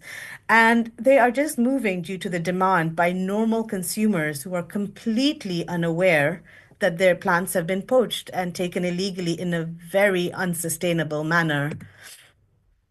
But the thing is that no one is actually aware of the consequences of buying plants. It's something you do joyfully. It's something you go to the shops and want to purchase. But the biggest facilitator, as always, and one of the least monitored, the most difficult to monitor, is the internet. The traders and the buyers, they're all anonymous. The buyer doesn't know the trader doesn't know the buyer. They don't know where the plants have come from. The trader who's, got the illegal plants, he knows or she knows they're illegal, but they don't face any penalties because they can't be detected. And this is not even just the dark web. A lot of the plant sales are on the surface web. No one has just been able to point that some illegal activities are going on. There's very weak laws in terms of plants themselves. For example, with ivory online, someone would report it. With a cacti, people wouldn't know that that is something to report, for instance. And, plants, you can just put them in a box with some soil, put them in DHL, and send them across the borders. It's very, very difficult. So the Kew Botanical Garden in London has recently released a Flora Guard report, which actually has one of the first few amounts of data that we do have regarding this illegal trade. There are, of course, their own challenges when it comes to plants themselves. The first one being perception. Like I mentioned, you wouldn't think of plant extinction being a huge issue. There's not as many emotions as perhaps when you see the elephant populations going extinct. There's emotions, there's a family of elephants that has to be considered and the impact on them. In the case of plants, it's just seen as something that will go out and people won't even notice that they have gone extinct. And taking them from the wild is very similar to just going around. If you're a plant enthusiast, you may take a piece for a cutting to propagate at home, for example, or you may pick a flower because it looks beautiful. Laxmi, we can't hear you. Oh, sorry about that. Now we can. Yeah. Thank you very much. Okay. Thank you. So the perception of picking a flower, for instance, is not seen as something that could be detrimental to the environment. There are certain challenges that are faced by the enforcement in terms of resources and in human plant health and gardens themselves that are very much just for plants. So with gardens specifically, we actually interviewed, we reached out to 900, but we got replies back from 139 gardens who actually most of them didn't have any plan in place for tackling the illegal plant trade because most of them weren't even aware it was such a big issue. We can't hear you. I'm not sure what is happening, but I'm not having any issues hearing her. Yeah, Maybe just me. Okay. yeah, I can hear her well too. Okay, I'm sorry to interrupt. I thought it was. no worries. I won't do it again. It's okay. So there is specific issues is that most of the gardens who are in conservation for plants are actually unaware that something needs to be done about the trade. One of the bigger issues, as always, whenever you're looking at green criminology and mitigating the illegal wildlife trade, is capacity and funding. So the gardens themselves are struggling to find the capacity to train the staff to look after the plants that are being targeted. They're finding it challenging to find funding to even raise awareness about the illegal plant trade. Not to mention that gardens don't have the expertise. So, for example, with animal zoos and sort of even just a general trade in animals from one government to another, there's a general understanding how animals should be looked after, the issue of the illegal animal trade, and what certifications need to be in place. This level of expertise is still not very existent for plants, especially when you're looking at poached, threatened, and rare plants. So there is a lot of legality that needs to be worked on in terms of a global scale, a regional scale, and even at a very sort of garden-specific scale. So the main issue that we're facing in the illegal plant trade is the issue of confiscated plants. I have to remind you that some plant species will survive beyond 2 or 3 human generations. So how exactly do we house these confiscated plants? So for the last 3 years, there has been a report that over 720,000 plants have been seized. This is great. Sanbi alone in South Africa got 340,000 plants. This is also great. Maybe the trade is being blocked. But now what do we do with all these plants? How do we house them? Where do we find the money, the expertise to look after these plants? As mentioned before, each threatened group has its own experts because one person who is very fixed on a certain species, such as cacti, perhaps would not be able to work with succulents, for instance. So often there's a huge issue of who does this sort of responsibility fall on? And if it's the gardens, how can they actually find the money to kind of look after these plants? So this is an example of some of the confiscated plants, and you can see that the numbers are vast. There is an issue of storage space. There is an issue of even just general equipment, if you need a greenhouse, if you're in the Northern Hemisphere, water, fertilizers, and so forth. So there is an issue on the agenda of funding. There's an issue on the agenda of workforce skills and training. And the other thing that the gardens would like to do, and which should be doable, is that if a plant is so rare, why can't we propagate it and then flood the market with a sustainable plant? And this is one of the challenges because propagation, as most of you may have plants in your home, you know, green fingers, propagation sometimes is not always successful. So we need training, we need the people in the native country of the plants to say, this is the research we have.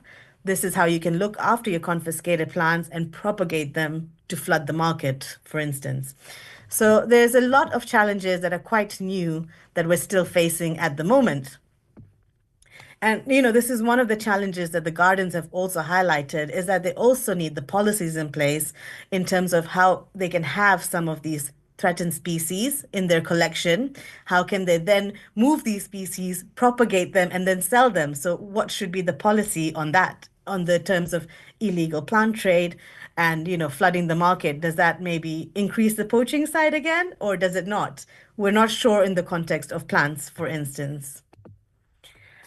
The other issue, unfortunately, and I know some animal and animal parts have this issue, like for instance, elephant ivory is sometimes very hard to detect compared to other bones, or very difficult to tell the difference between legal and illegal ivory from the 1989 ban. So similarly, with plants, it's even a bit harder because how do you get the customs officer to take a whole class on ecology of plants? How do you teach them that they need to know that succulents are a type, but there's like 100,000 other different types of succulents under there, and only these ones are illegal, and they need to tell the difference. So it becomes a very big issue in terms of how do we detect the plants going through and find the ones that are legal and illegal. And of course, the tracking details and shipping details on plants are impossible because even the standardization of the plant's names is not fully clear. A succulent in one country could be called something else in another country, and there's no sort of standardization of this is the illegal plant because in the other country receiving it, they didn't know that that's the plant they were talking about. And this in the plant and timber trade is known as a synonym. So there's a lot of difficulties in that as well. There are certain efforts being made, of course. Thank goodness. There's Traffic and the Royal Botanical Gardens of Kew have looked into sort of new isotope technologies that are being trialed. I'm not sure at what scale as of yet, and we're all waiting on their report in terms of sort of just tracking the illegal plants. Hong Kong is at the moment looking to research a bit more on the illegal trade of their orchids. And of course, in Korea, there's also a very big focus on trafficked orchids because the demand for orchids is very high on the Asia side. And it's good to see that some of the farms and gardens are trying to take an approach to tackle it. So in a real sort of way, we really need to get the expertise from the horticulturists, the curators, and the conservation researchers to kind of come together, which is why we're going with this coalition, which is one of the first attempts to try and just get a platform so we can actually understand what is happening out there. It's very scattered, it's very big, and it's very unstandardized as the way it stands. We also need information to exchange in terms of propagation and just find a way that gardens can become more involved. In terms of law enforcement, as I mentioned, the biggest issue is identifying the species. But within that, there is also the issue of biosecurity and risk in terms of like the pests, diseases, invasive species that come with plant and timber trade. 55% of the gardens we interviewed did not actually engage with law enforcement and didn't find the need to do so because, as mentioned, the illegal plant trade is still very knocking on people's doors at the moment that something needs to be addressed. But where people have actually done it and got involved with enforcement, there have been great successes. Some examples are, of course, South Africa, who have really got one of the biggest challenges with their succulent trade. And then, of course, at the Kew Garden, where we are, we do work alongside the UK border force. And of course, the UK laws on plants coming in as well are quite tight. But Namibia itself are doing really well, and they've actually formed their own plant task team, which is really out there looking to research their illegal trade, because this is another region that has been heavily impacted, not just with sort of wildlife and animal parts poaching, but also with their plants species going extinct in the wild.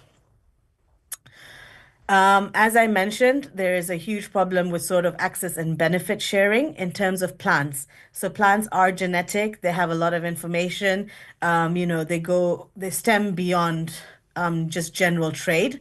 For example, rice, it goes then, do you have a separate section for consumable plants and so forth? But there is a big issue in how do we share this information with one another? And if a plant is taken from one country, how can we make sure the source country benefits from the research being done on it? So all the laws surrounding plants exchange are quite at a very negotiable level at the moment. The Nagoya Protocol is coming together a bit more, which is a bit helpful as well. But there's still a lack of understanding in terms of what do we do with the illegal plants. This is a permit-based situation, but how do we control the non-permit plants that are coming in? It is very clear that the plant trade is global. It's as global as any other illegal trade, and probably does converge a lot with other illegal crimes and trades, just as mentioned in the previous presentation. So it does need a global response. So our partners at the moment are very heavily based across the map. At the moment, it's a very northern bias, but these are some of the founding members and funders of the Illegal Plant Trade Coalition. As I mentioned, we're going to still be launching at the IUCN World Congress in October, and we'll probably be taking more focused steps from there forward. At the moment, due to the amount of current resources available, we are focusing on live plants only. This means we won't be focusing on seeds, medicinal plants, or sort of dried plants that are in herbariums, for instance. Our main focus groups are the ones that keep coming up on the IUCN and the CITES lists, which is the cacti, the cycads, the orchids, and the succulents. At this very moment, as I mentioned, there's still a huge level of sort of behavioral change needed, understanding the perception. The illegal trade in wildlife and animal parts, for instance, has had a great boost of campaign, has had a great awareness structure, and a majority of the world is very clearly aware that there is a big issue regarding the illegal trade in animals and animal parts. At the moment, we're at the stage of making it even known that there is an illegal trade of plants that is very big, is very generating a lot of money, but is also causing a level of extinction in the wild that perhaps is not very sustainable in the long run, especially considering we don't actually know the number of total plant species out there. We don't know what benefits we may need from them in the future, especially if we're looking at it from a medicinal sort of a health perspective as well. So we are at the process of providing multilingual guidelines, causing sort of more of an awareness campaign, a behavioral change campaign, but we're mainly looking to get some collaboration going, get everyone to talk to each other and realize what the issue is, because it is global and it needs a global response. It needs internal training where people can help enforcement with identification, where people can help the horticulturists with propagation. So there needs to be a platform where information can be exchanged at a very high level. So we're just trying to sort of ensure that that can take place. At the moment, one of the biggest sort of reports we have is the technical review that we produced. And this has some of the major case studies that we have been able to find and put together. And you will see from it that it's still very surface level. You know, we're still scratching, trying to understand a bit more and trying to get more data out there. But now that a few of the main doors have been knocked on, you can see a lot more organizations are getting ready and geared up to like start digging and find out what exactly is happening with the illegal plant trade. So this is one side of it that BGCI is focused on. Of course, with plants, they have their thing. And then with trees and timbers, they also have their own thing.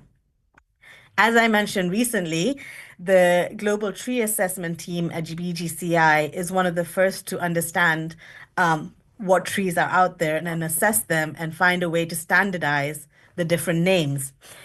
We are currently being supported by the Illegal Wildlife Trade Challenge Fund, which is UK-based, and they are really looking to develop a strategy to help counter the illegal trade in timber, threatened timber species, and also sort of help with sustainable livelihoods on the ground. A little bit of understanding about the illegal trade and sort of just the general idea of trees at risk. This is from the World's Tree Report, looking at a very global scale.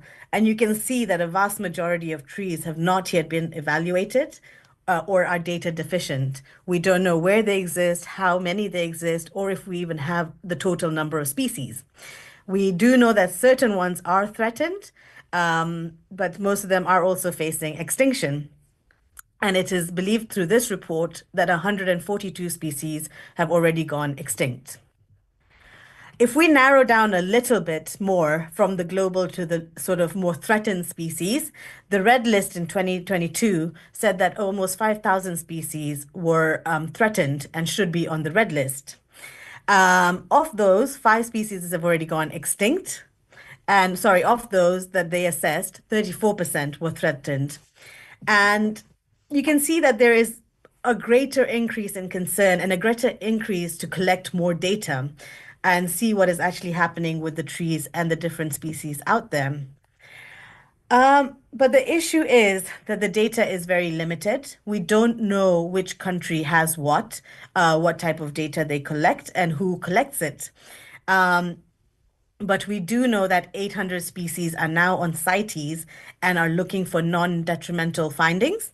So the non-detrimental findings are an assessment that helps you address whether the species can be traded without the wild populations being impacted to extinction. But we don't even have the data to fill in these assessments. So using the funding we have received, we are trialing with 3 countries, which is Gabon, Ghana, and Madagascar. And at the moment, these are the focal species, and Madagascar is looking to add 2 more species into their research project, I should say. So the main aim of this is to find out what data already exists. Why should resources be wasted in us just doing a whole new study when we can actually just go to the countries and ask them, what data are you collecting? Because no one has done that, especially for the threatened timber species. So we are at the stage right now where we're rolling out a stakeholder survey to our in-country partners to cast a wide net and reach out to governments, communities, logging companies, plantations, anyone who has any dealings with any of the species mentioned, and just find out either through observational data or hardcore data sets, what do we have out there? And then from there, we're hoping to then finalize sort of a protocol that can be used perhaps under CITES or the Red List assessments to then do a similar thing in other countries where there is a lack of data. So initially in this project, we did start off with a sort of a desk-based research to see what's already existing. And we found a lot of data gaps, which then led to our stakeholder survey. If our stakeholder survey comes back and says we actually don't have this data, this is when we gear up our resources further, and then we'll send the in-country teams to collect the data specifically, physically themselves.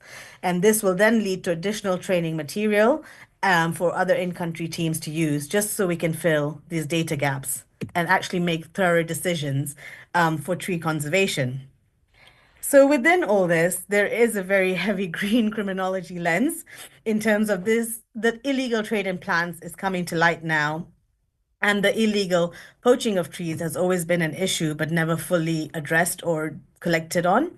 So they are hidden environmental crimes with detrimental effects on the ecosystem as well as on biodiversity. And, you know, it's needing sort of more, it needs that whole green criminology idea of we need everyone to come together. We need to understand the criminology side and we need to understand the conservation side and put them together to find a way to mitigate the level of poaching that is taking place in the wild. So at the moment, we're just collecting the initial data so we can see what ideas that criminology already has existing can then be used to protect these species. Of course, the main issue, as always, with the illegal trade is the online platforms. And this is another area that really needs to be addressed through this as well. We are, of course, taking action, calling for a call to action with anyone that has any information on this so we can start pulling it all together, and also just raising awareness on the issue and sort of, making consumers aware that they need to be more sustainable, they need to do a bit more research and make sure that they're making ethical purchases where possible. I mean, it's not like they are at fault either. There's just a lack of information on the plants you buy. So how much can you even give the responsibility to the purchaser at this stage? As mentioned, the illegal plant and timber trade has its own challenges. First and foremost is the perception of crime. It's always seen as something less serious. Picking a plant from the wild has always been something that is romanticized. You do when you're walking, for instance. There is a general lack of public awareness. Most of the people, when I was talking to them about my research on elephants and ivory, they all knew and they had a conversation with me. They were ready to talk. When I tell them about the plants, and they're like, oh, really? I didn't know. Succulents, but there's so many in the shops, and so forth. The other main issue with the illegal plants and timber is the lifespan and growth rates. As I mentioned, some of these plants and trees will survive beyond our generation. They'll go on to maybe 3 or 4 generations in some cases. So how exactly can we understand the environmental impact of these missing when we're not there to see it? So we do need to start recording it, and perhaps it's something that can go forward. But at the same time, also, when you want to bring back the species from the brink of extinction, it's a lot harder just due to the issues of successful propagation. And especially then, if you're taking a plant from a nursery, from a garden into the wild, the level of survival may not be as successful.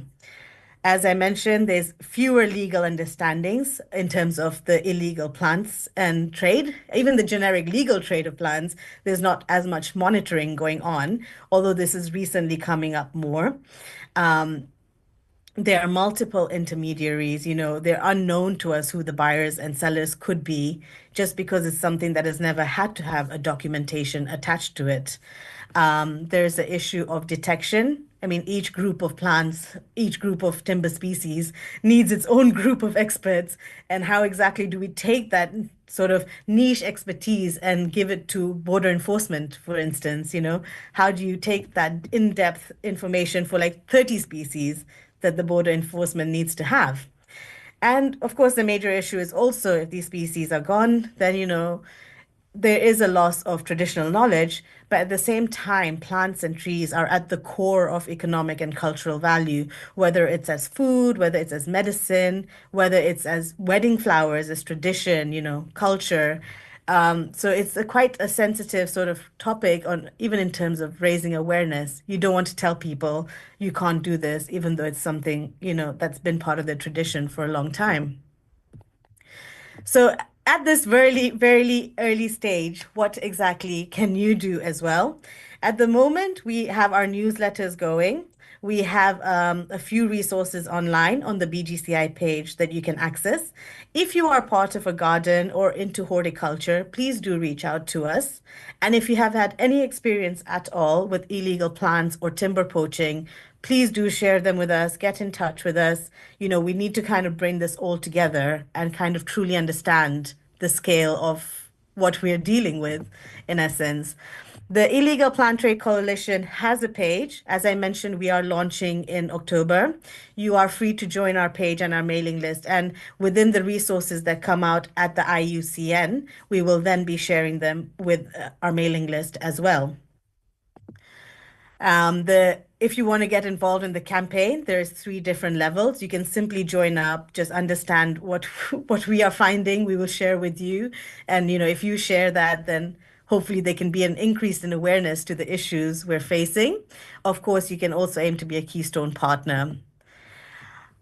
You can, within your individual level, you can share our technical review. You can simply just look at the plants you have at home, check if they're listed on CITES. Just make sure you shop better, trade right, check where everything is coming from.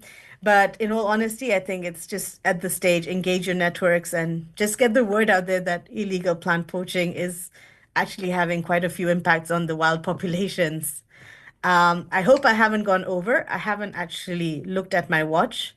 I hope I didn't speak too fast as well. But yes, if you have any questions, please feel free to share with me. Thank you very much, Laxmi. No, it was a great presentation and it wasn't fast or anything else. Thank you very much. I can see Michelle is here. I don't know if she has a question or something before I proceed to share others. Sure, thank you. That was so interesting. Thank you, Laxmi. It's so nice to see you face to face again. It's been a couple years. Amazing work. I was wondering if you could speak, I can put this in the chat actually, if it helps for the Spanish speakers. I was wondering if you could speak a little about repatriation to other countries from the country of seizure. So with animals, there's concerns about animal welfare and their stress levels and zoonotic diseases and quarantines.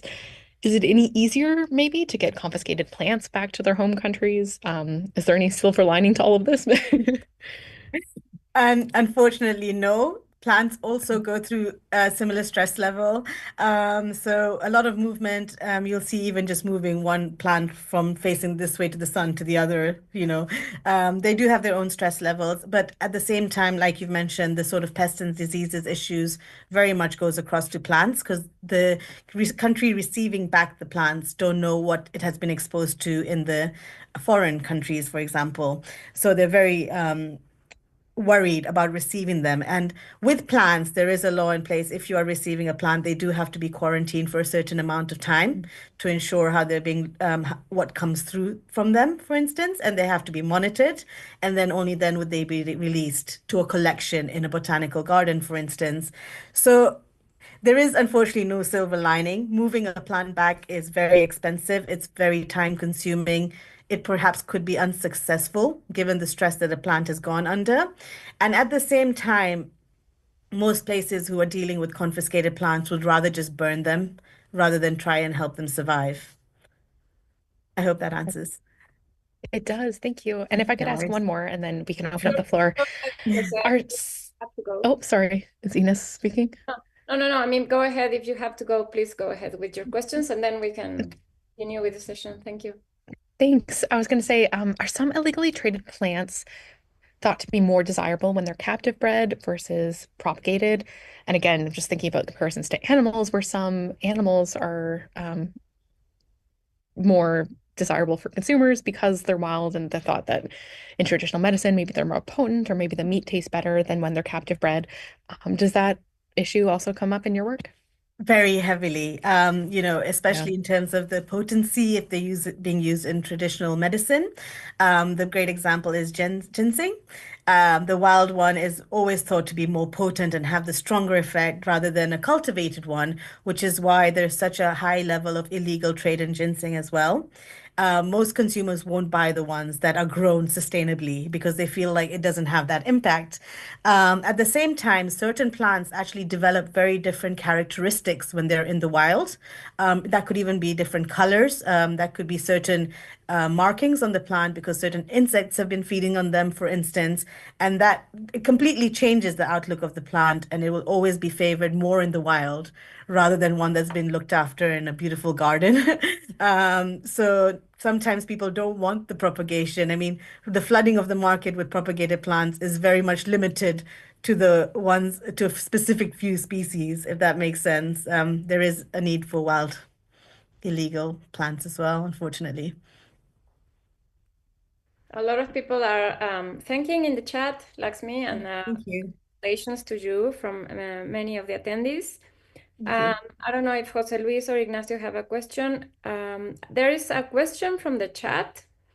If you could speak a bit more about this novel isotopes technology by Traffic and by Kew Gardens in the UK. Yeah, so this is a very much at a trial period, and I think they're believing to use some of the isotopic understanding of plants almost as a way of tracking where certain plants are coming from and going. Unfortunately, I actually don't have a lot of information on their research that has been ongoing, but I believe they're looking to release a report soon on it.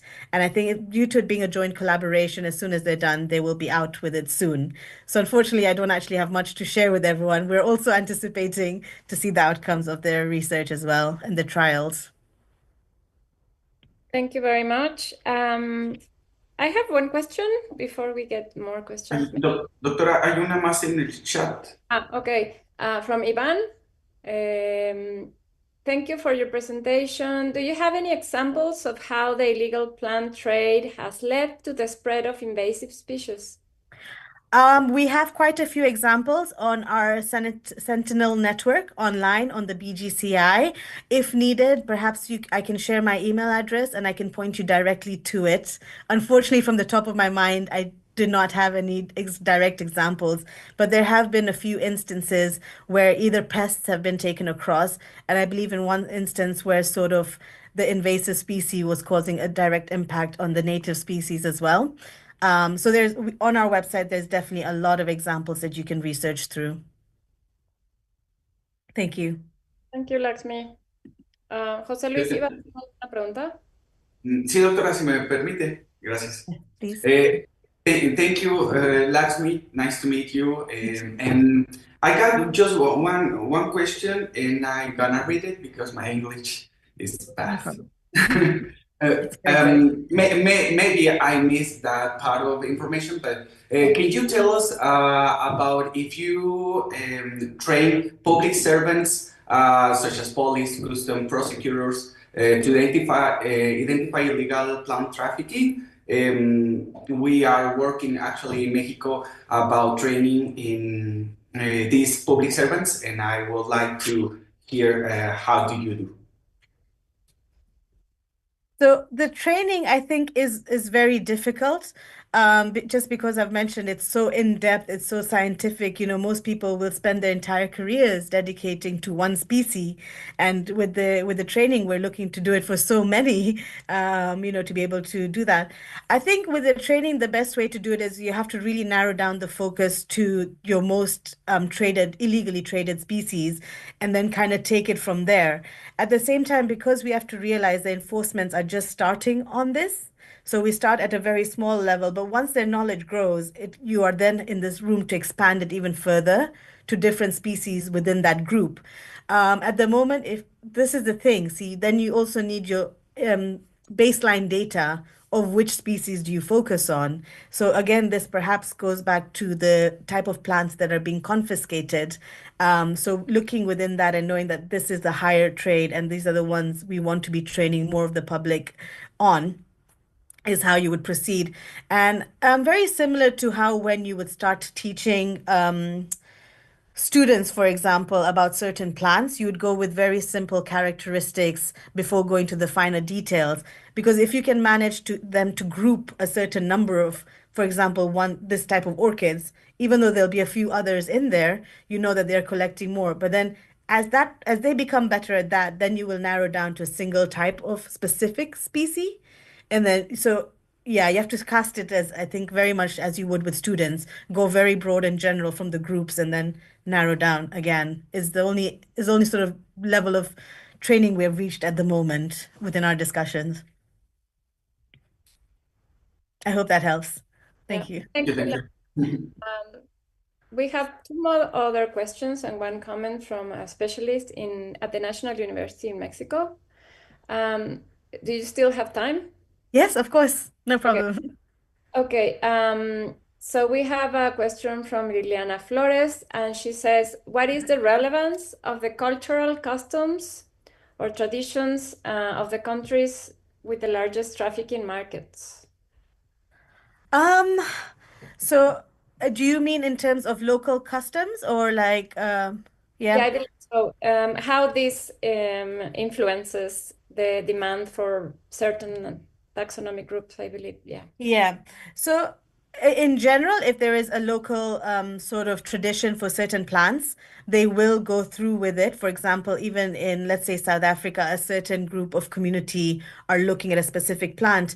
But in general, that community will be very good at making sure that the plant is surviving in the wild as well. Because although they are taking it for traditional use, they're also ensuring the population is there. The issue comes when the demand is not from the country and there is a level of monetization where certain communities are told, I will give you money to go pick this flower. In this instance, that's a transaction, and the communities are not looking after that population for traditional culture. They're actually just going to get it to sell.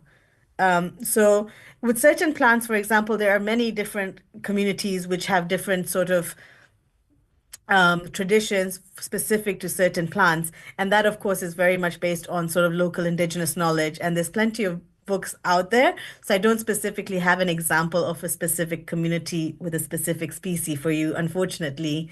But I hope that kind of helps answer your question. If I haven't, then please put it in the chat again. And I apologize if I haven't. Yeah, no, thank you, Laxmi. There is a comment from a specialist at the National University in Mexico that they are already collaborating in an illegal wood timber project where they are using mass spectrometry to identify timber species. But he has a question about this, and he says, or she, Ali, I don't know if it's a she or he, I'm sorry, but that they cannot be themselves who do the analysis of the samples. It has to be in Mexico. I mean, it's a particular case in Mexico. It has to be the authority, the governmental authorities who are in charge of doing this. So she or she, they are asking whether if you could talk a little bit more about how is the role of the Botanic Garden taking these type of actions to take the authority to do so. Yes. So as I mentioned earlier, most of the gardens are more recently becoming aware of the illegal plant trade. I know some of them work with timber as well, but they themselves are facing challenges for funding and capacity.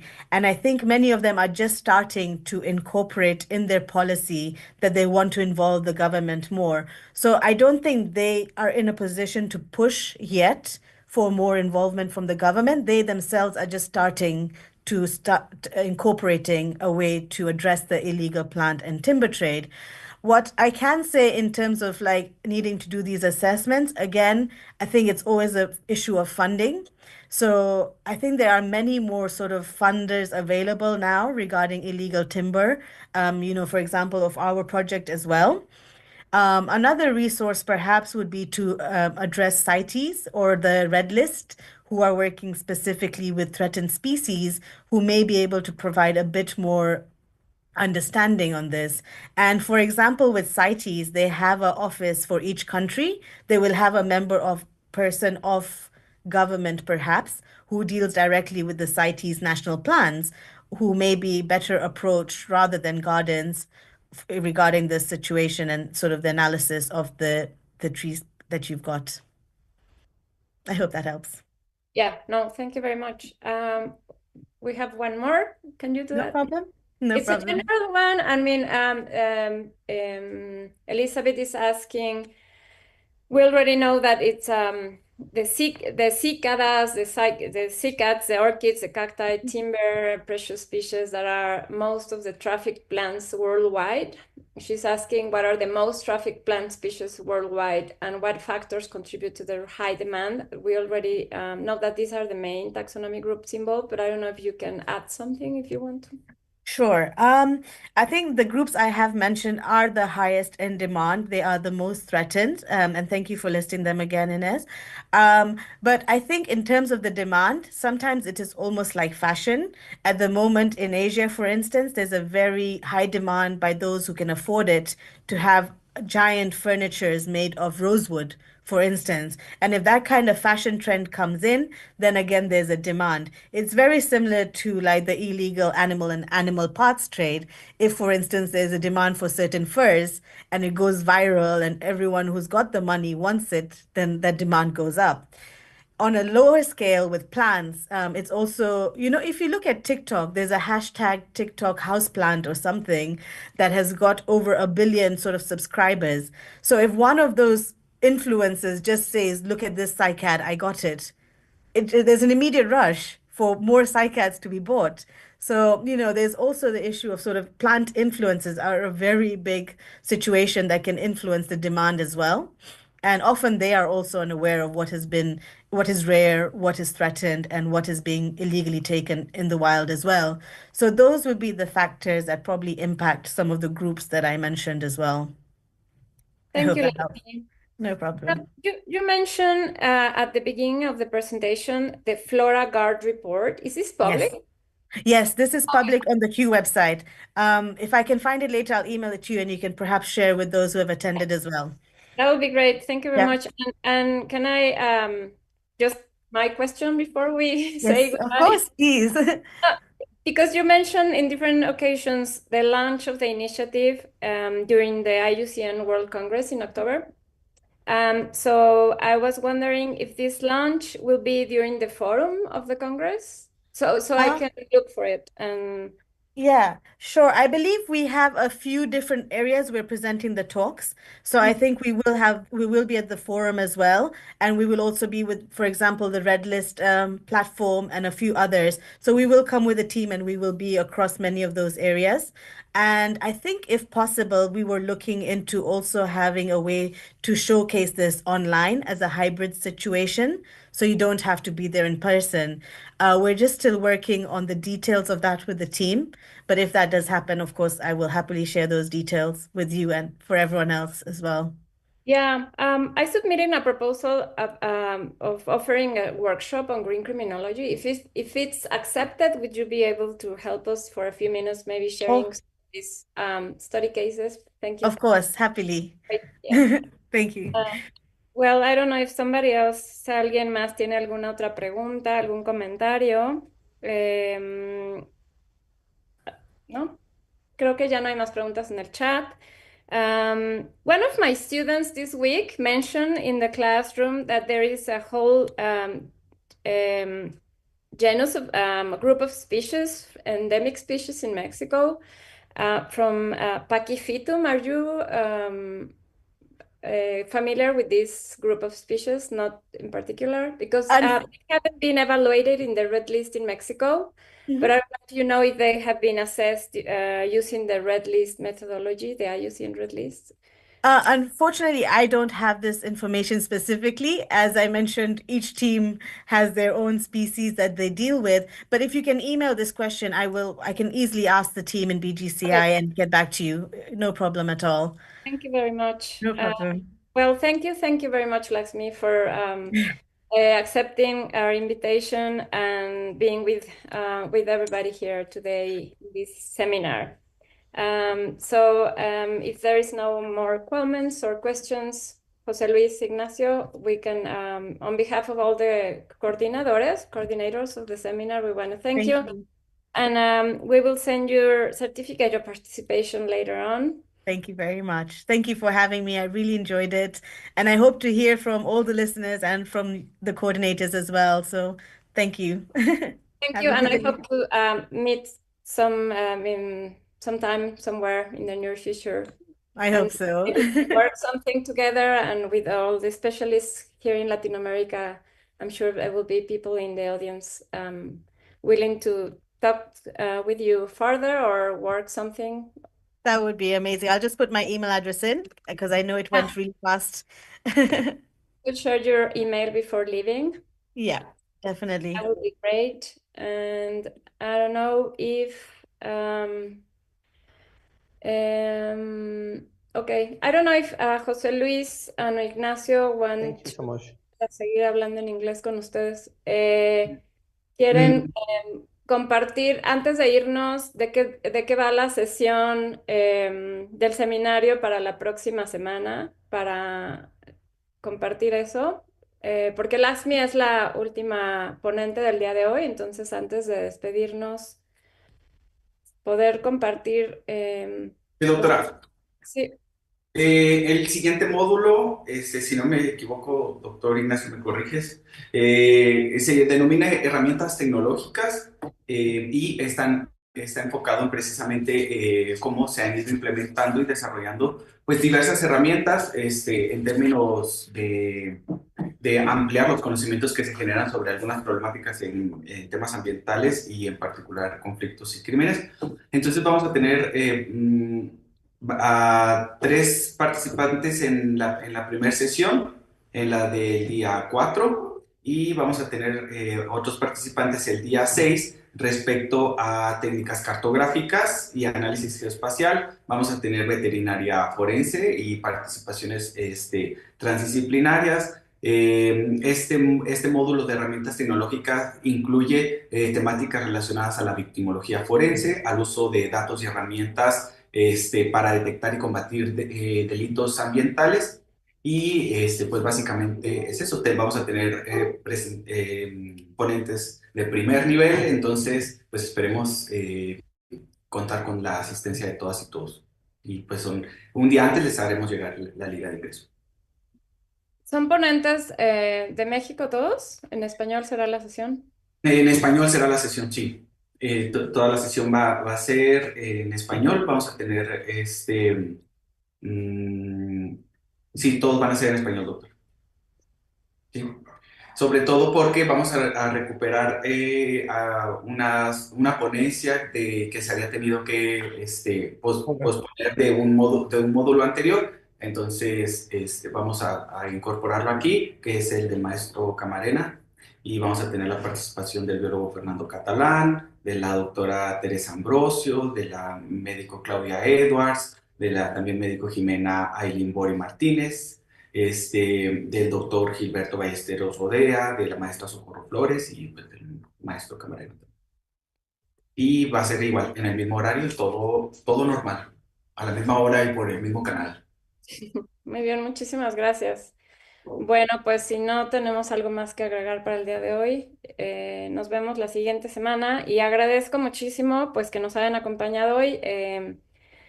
Y con esto de que fue en inglés, pues se vuelve un poco más complicado, pero las ponentes fueron excelentes y espero que lo hayan disfrutado y aprovechado. Y cualquier comentario o interés de contactarlas, pues nos pueden escribir y nosotros podemos generar ese enlace con ellas.